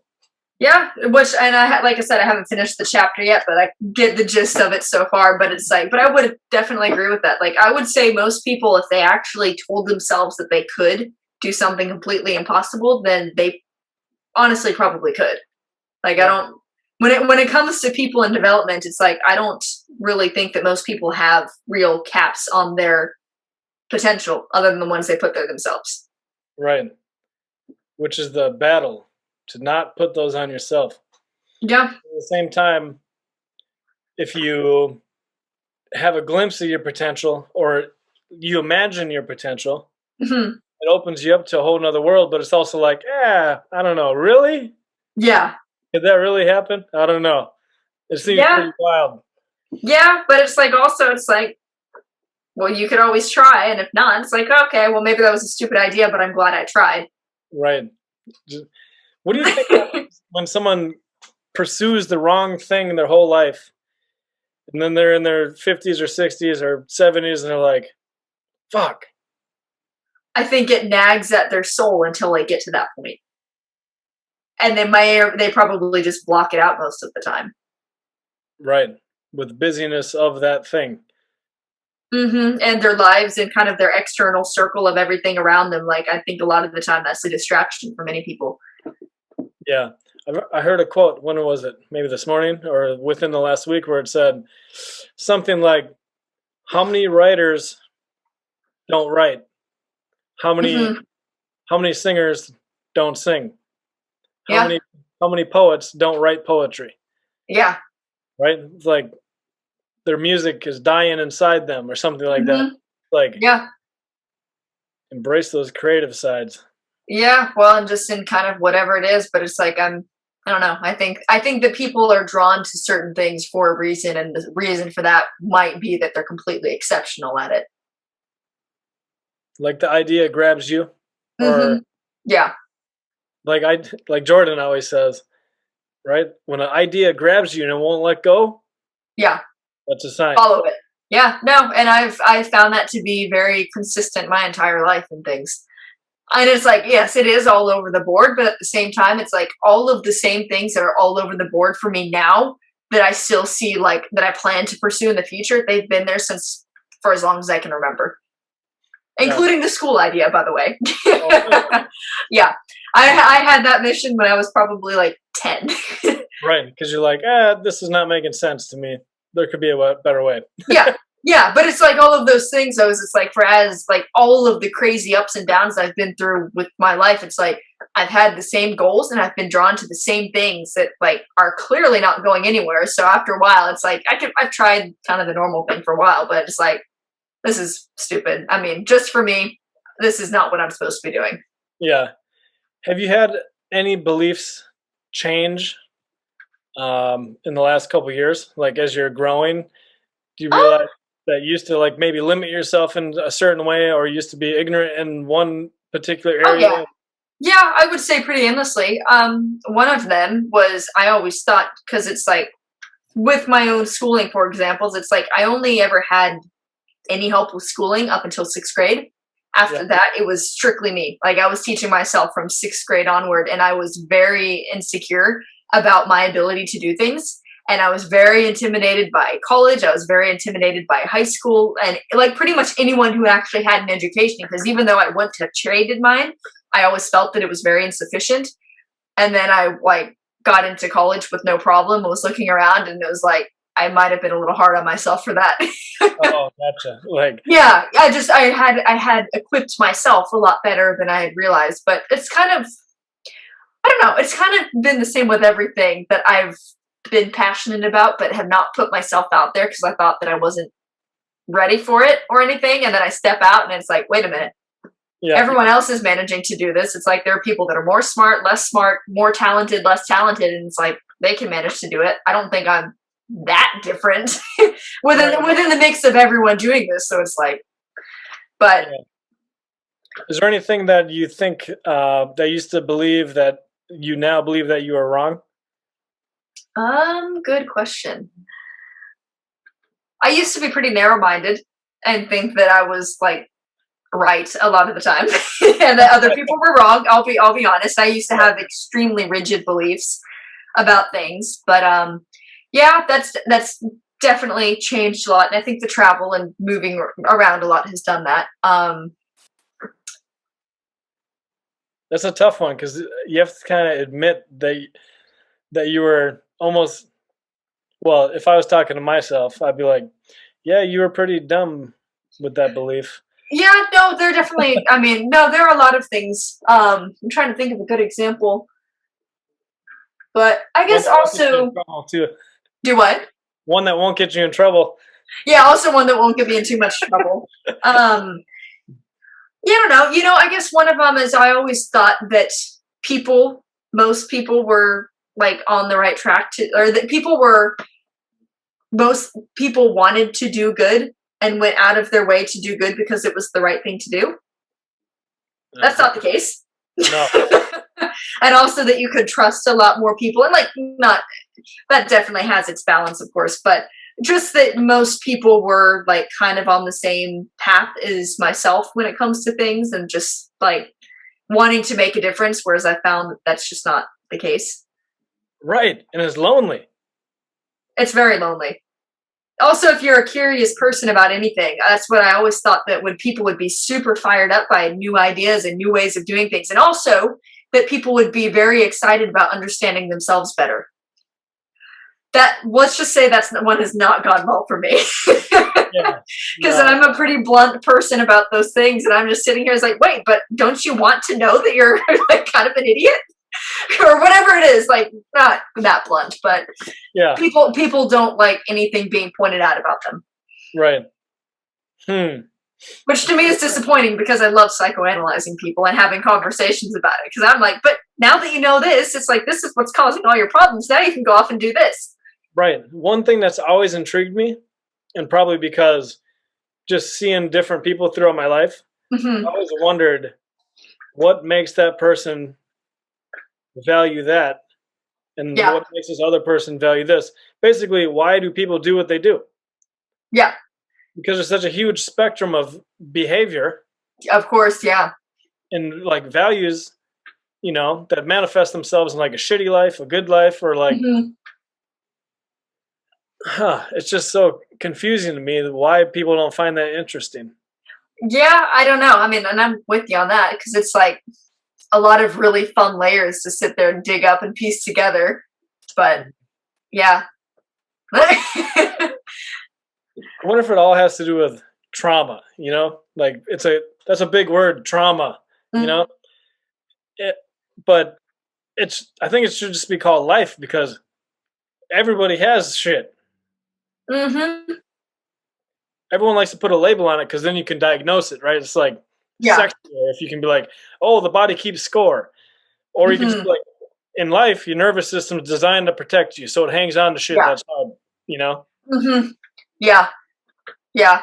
No, I don't know. I mean, it's like, and I do agree. I think trauma is kind of an overused word, but sometimes it does help to classify it as well. Because I don't know. I'm very conflicted when it comes. Like, I love putting things in boxes and analyzing things in boxes, but I'm also sitting there destroying all of the boxes on the other hand. I don't know how that works, but yeah, I don't know. Trauma is a pretty loose word to put around, though, because it's like, as far as it goes, we're living through probably like nothing the people before us have lived through, and we want to say that we're traumatized by everything. Yeah. So it's like, where do you put the lines on whether you're actually just living and we can just call it being alive, as opposed to just putting it in a box and like not, I don't know. Yeah. I don't I'm know. trying to think of a belief system that I used to hold on to. I have one where I used to think that, for some reason, I thought that I was the only insecure person. Like, that was just me. I'm the only Yeah. insecure one in this school, Yeah. Like, but like, how false a belief is that? That's like Yeah. the most false belief ever, because everybody has something where they're kind of like, I don't feel good about that aspect of myself, Yeah. Yeah. Yeah. Well, and adding on to that, I also used to have one to where like genius people had a lot more figured out than other people, and that their lives were a lot better because of it. No. It's This can be torture. genius, I have found more often than not, is a torture. Yeah, imagine trying to be Elon Musk and like explain your ideas to someone that's like almost a caveman. Yeah. In comparison to Elon Musk is pretty much all of us. Right. Exactly. Yeah, no, I mean, I know when it's like, and also like, say your most gifted artists and like composers and everything, it's like they just have insane IQs, but they're tortured their entire lives.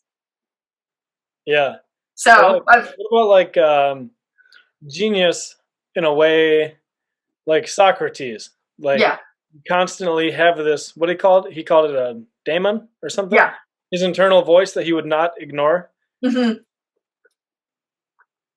That's pretty genius, Yeah, yeah. He died because of it, but so maybe you could argue that it's not the best. Well, yeah, well, and it was even like just the fact that he was aware of that being the case and followed it, and it's like probably also a very lonely person at the end of the day. I would bet money on it.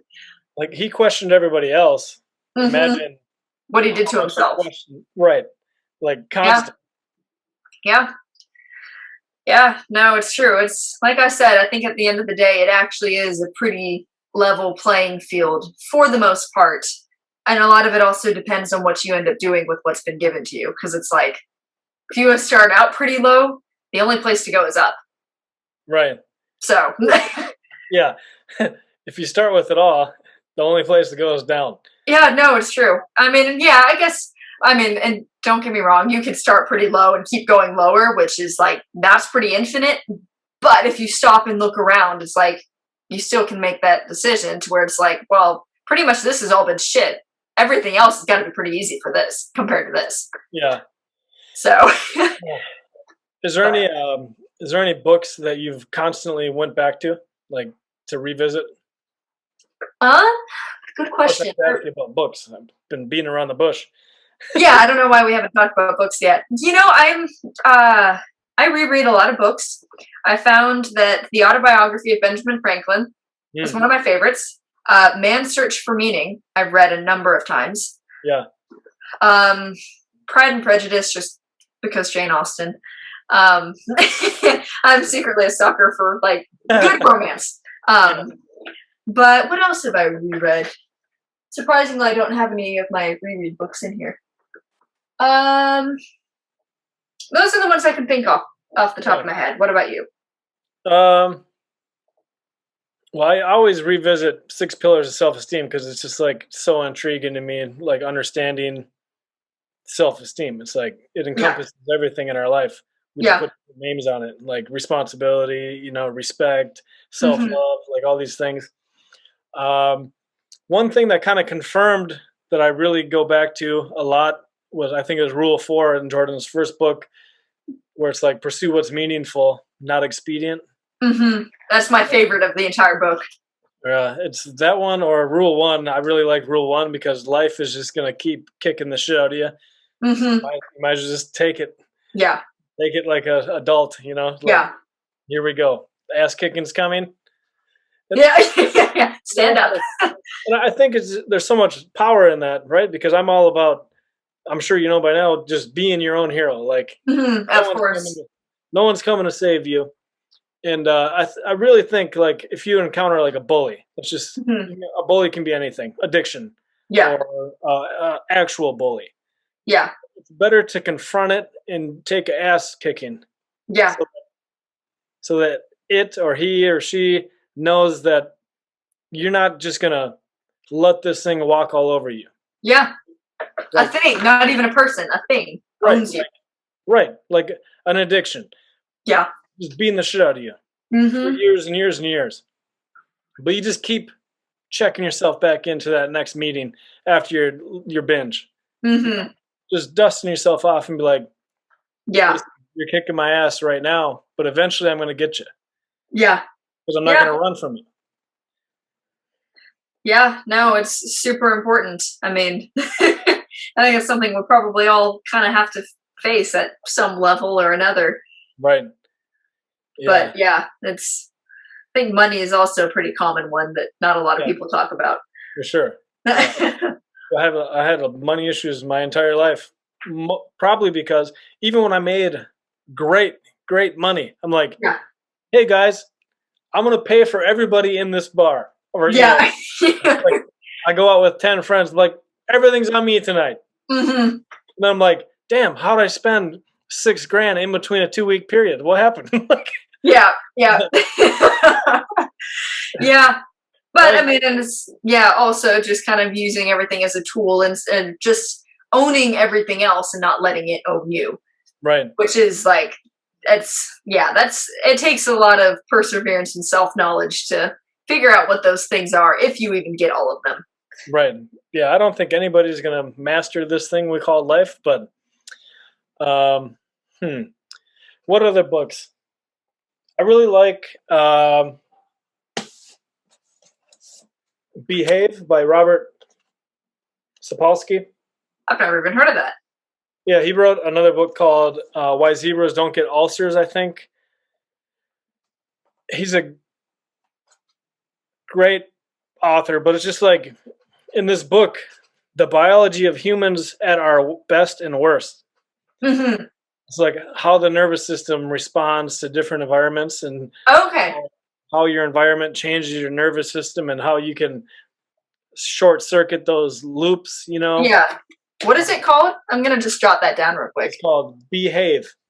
Behave. Cool. Yeah, Robert Sapolsky. I love books like that. Yeah.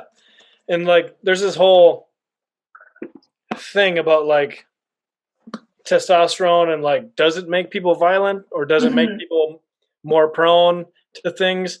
Yeah. And it's all about climbing the social structure. So yeah, of course. High testosterone will make you do the most good things too. Yeah. If you're in like a competition or like what increases your mating currency.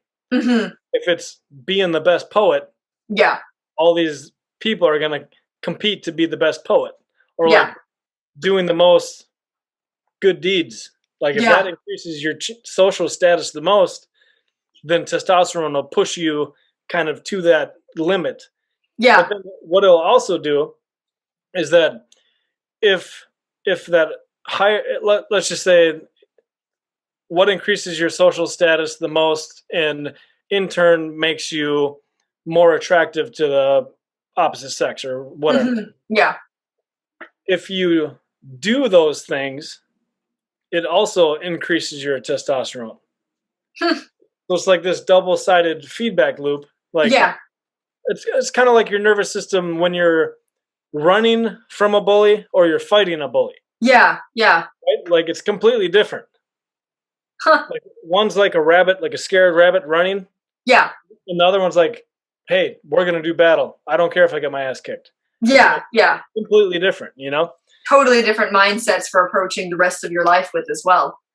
Right. On the like small things and the big things. Yeah. It's so these books I always revisit because I'm like, man, it's so interesting how if you act like you're going to fight back. Yeah. Your nervous system is completely different than if you act like I'm going to avoid this thing. Yeah. Huh. Yeah. So what was? Sorry, what was the other one you said that you revisited? I'm going to write that one down as well. I can't remember. Okay. Well, when you remember, just send me a message. yeah. So the Jordan Peterson one. Yeah. The 6 Pillars of Self-Esteem. 6 Pillars of Self-Esteem. Yeah. And then Behave. And then there's other ones I revisit quite a lot, like habit books and yeah, gotcha. just, like, nutrition books, like when I'm trying to get my shit back together, you know, health wise or yeah, whatever. And then like the classics, I really to keep myself motivated, I reread Think and Grow Rich probably like once a year. Gotcha. Just because it's like timeless principles. Yeah. And you know, surrounding yourself with people that are better than you, becoming competent, you know. Yeah. But Napoleon Hill is a way better marketer than he was writer. Yeah. So like all his principles are pretty timeless. Yeah. But people are kind of turned off about it because it's like called Think and Grow Rich. Yeah. Yeah. Well, he got a lot of people to buy and open the book. Right. If he was to name it something else, I mean, less people would read it. Yeah, no, it's true. Yeah, Rich Dad Poor Dad is a book like that. And that's actually another one on my list of revisited books. I've read it probably 5 times and I still find something new in it every time. Right, which is weird because it's a real simple book. Yep. But yeah, I've given that book away to so many people. Same. They don't read it though. It's weird. Yeah, I only give it to people I know who will read it. Right, like I gave it to this little 14-year-old kid that I know for sure doesn't have like a solid. Well, I know for sure they're living in like government housing. Mm-hmm. I know for sure he's out. He's 14. He's out like working at Burger King all the time, and yeah, like, I don't think his dad's around. So I gave him this book. I'm like, if you read this now, when you're 14, your life will be completely different by the time you're 25. It's true. Yeah. And I'm like, hey man, I saw him like a year later. I'm like, hey, how was that book? He's like, oh, I haven't read it yet. I was like, dude, read it. Yeah. Like, trust me. Yeah. Yeah. If there's anything you do. But, What is the book? Oh, sorry. Go ahead. yeah, I gave him Rich Dad Poor Dad, and I just want him to get that lesson while he's just starting to work, you know? Yeah. And Yeah. Well, on that note, is that what other books do you find you consistently like? If you had a must read list that it's like, if you never read another book again, read this book, what would that book be? that's a hard question because it's like every person's different, you know? But just if it was a universally, just like, you have to read this, just yeah. everyone has to read this. Yeah. This is just my filter for how my life has been, but I think it would be the 6 pillars of self-esteem. Okay. Because the 6 pillars are like everything Jordan talks about. Yeah. But okay. It's just simpler, right? Like, yeah. Living responsibly, living with purpose, living consciously. Yeah. Living with assertiveness. Yeah. That's a pillar of self-respect, is like defending your right to have ideas. Yeah. So it really trickles into everything in life. Yeah. Just not a sexy title, you know? Yeah, but still though, it's like just would benefit anyone who read it. Oh, for sure. Yeah. And like, if people that have really good lives, if they read it, they might be like, oh yeah, I accidentally did all these things my whole life. Yeah. You know? But it's not because they got lucky. It's because someone gave them that model of behavior early in life and set them up for success. Yeah. Gotcha. So, how about you? Well, first of all, I will read that book. I will add that to my list. If it's a must read. I would have 2. It would be between Man's Search for Meaning or the Gulag Archipelago. Oh, okay. Kind of both for similar reasons, I guess. They both kind of fall on responsibility and one leads to difficult times, one leads out of difficult times, kind of. Yeah. But I would say Man's Search for Meaning because I don't think most people could get through the Gulag Archipelago, but I think at the end of the day it would probably be a lot more valuable. Mm-hmm. Yeah, I mean, if you're looking at like a high level macro human experience level, 2 books you can't really go wrong with. Yeah. But also it just sorry. One's a slippery slope and it brings you to hell. Yep. One will get you through hell. Yeah, pretty much. Yeah. Choose wisely. Right. Yeah. Yeah. And I think the whole world should probably read that. Yeah, well, and it's like if there is anything that schools should read, of which of course this is never going to happen, but anything schools should read, and like or every student, it should be the Gulag Archipelago, because it's like this is what happens when you don't question things. Right. Or like Ordinary Men, which I have been looking for that. That has been on my list for about 2 years, and I still don't have that one. It is so crazy how tiny acts of compliance can just snowball. Like, let's just say, hey, I have all these people. I'm bringing them somewhere else. Yeah. Could you hold that door open for me? Yeah. Yeah, they're all in handcuffs and everything, tied up. Don't worry about that. But could you just grab that door for me? Yeah, sure, no problem.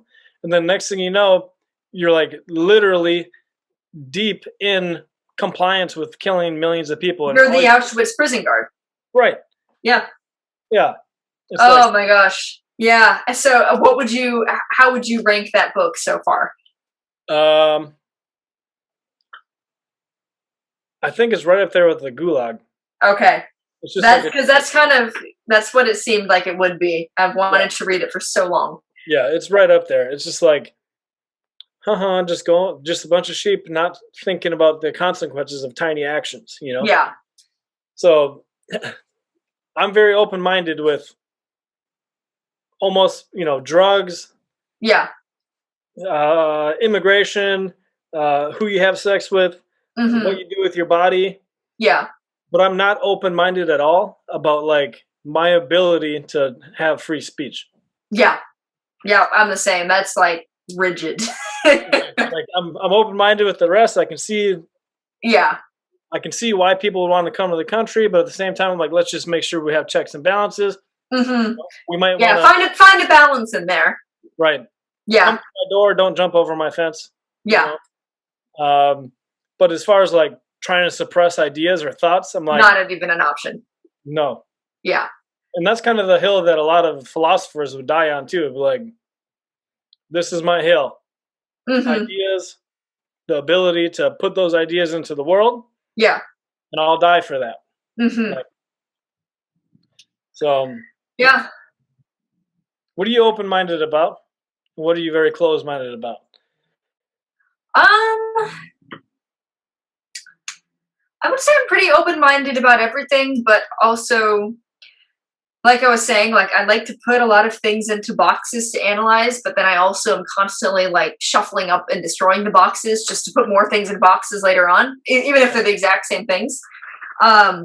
Which is kind of an endless thing. Like I'm very rigid when it comes to my own personal values. Like very rigid. I'll probably die for them someday.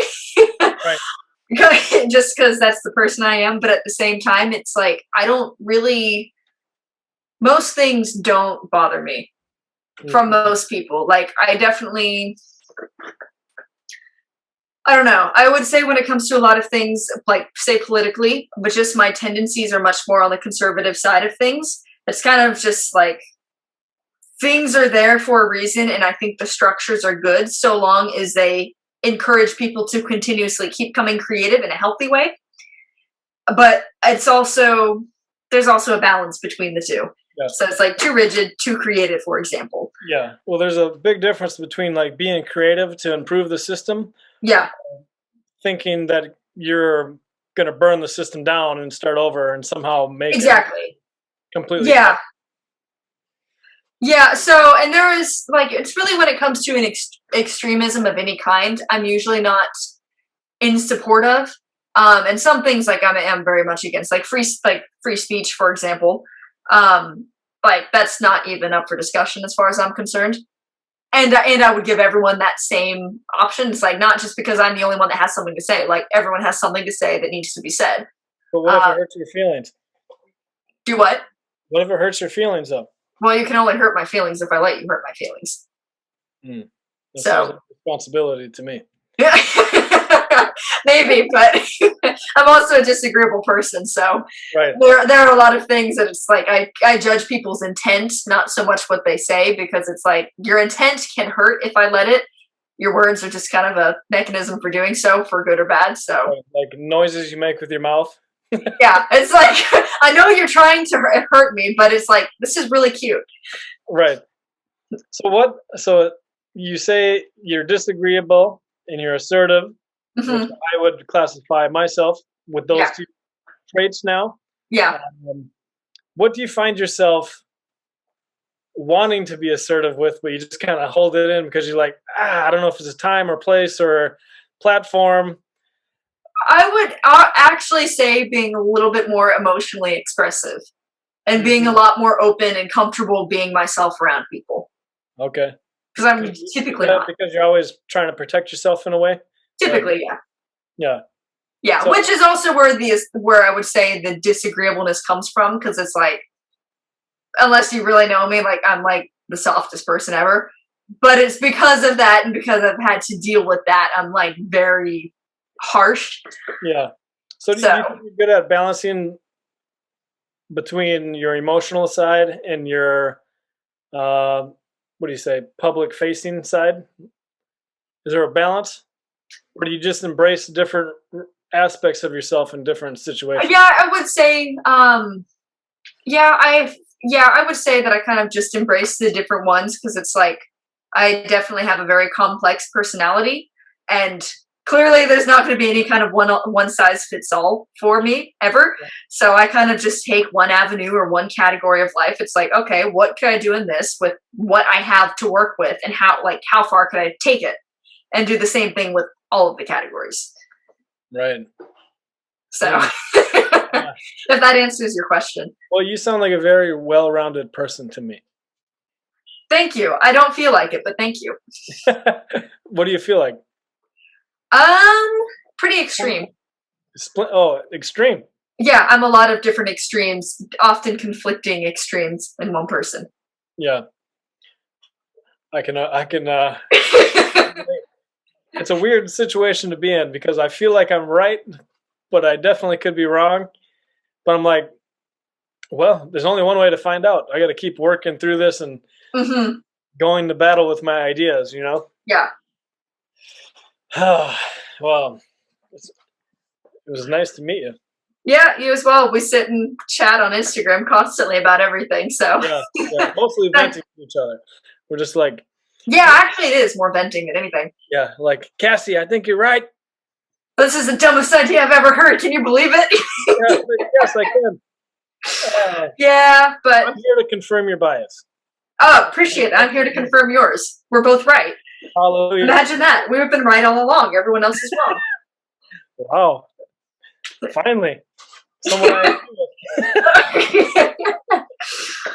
Oh, but if people want to tag along in your little social journey, where can they find you? I'm on everything on social media as Kassie Duggan, just with a K, Kassie, Duggan, Duggan. Including like all of my music stuff. I think I have a Medium profile that I sometimes write on, but yeah, same username for everything. Okay, perfect. All right, so we're all done. Nice. Been very nice chatting with you. This feels like an overdue conversation in a lot of ways. Right. Yeah. You know what? I have a lot of people that I want to catch up with because I've had good conversations with online. You know. Yeah. Via thumbs, and this is different. Yeah. Yeah, it's quite a bit different. Yeah, I mean, I would say, like, I know we are in kind of the same Bookstagram community. Like, there are a couple of people that I'll send you. Just don't tell them it's me. But I really, I really want to see the conversation. Oh, okay. Yeah, do that. Yeah. And then send me whatever links you want, because I'll put it in the show notes. You know. Okay.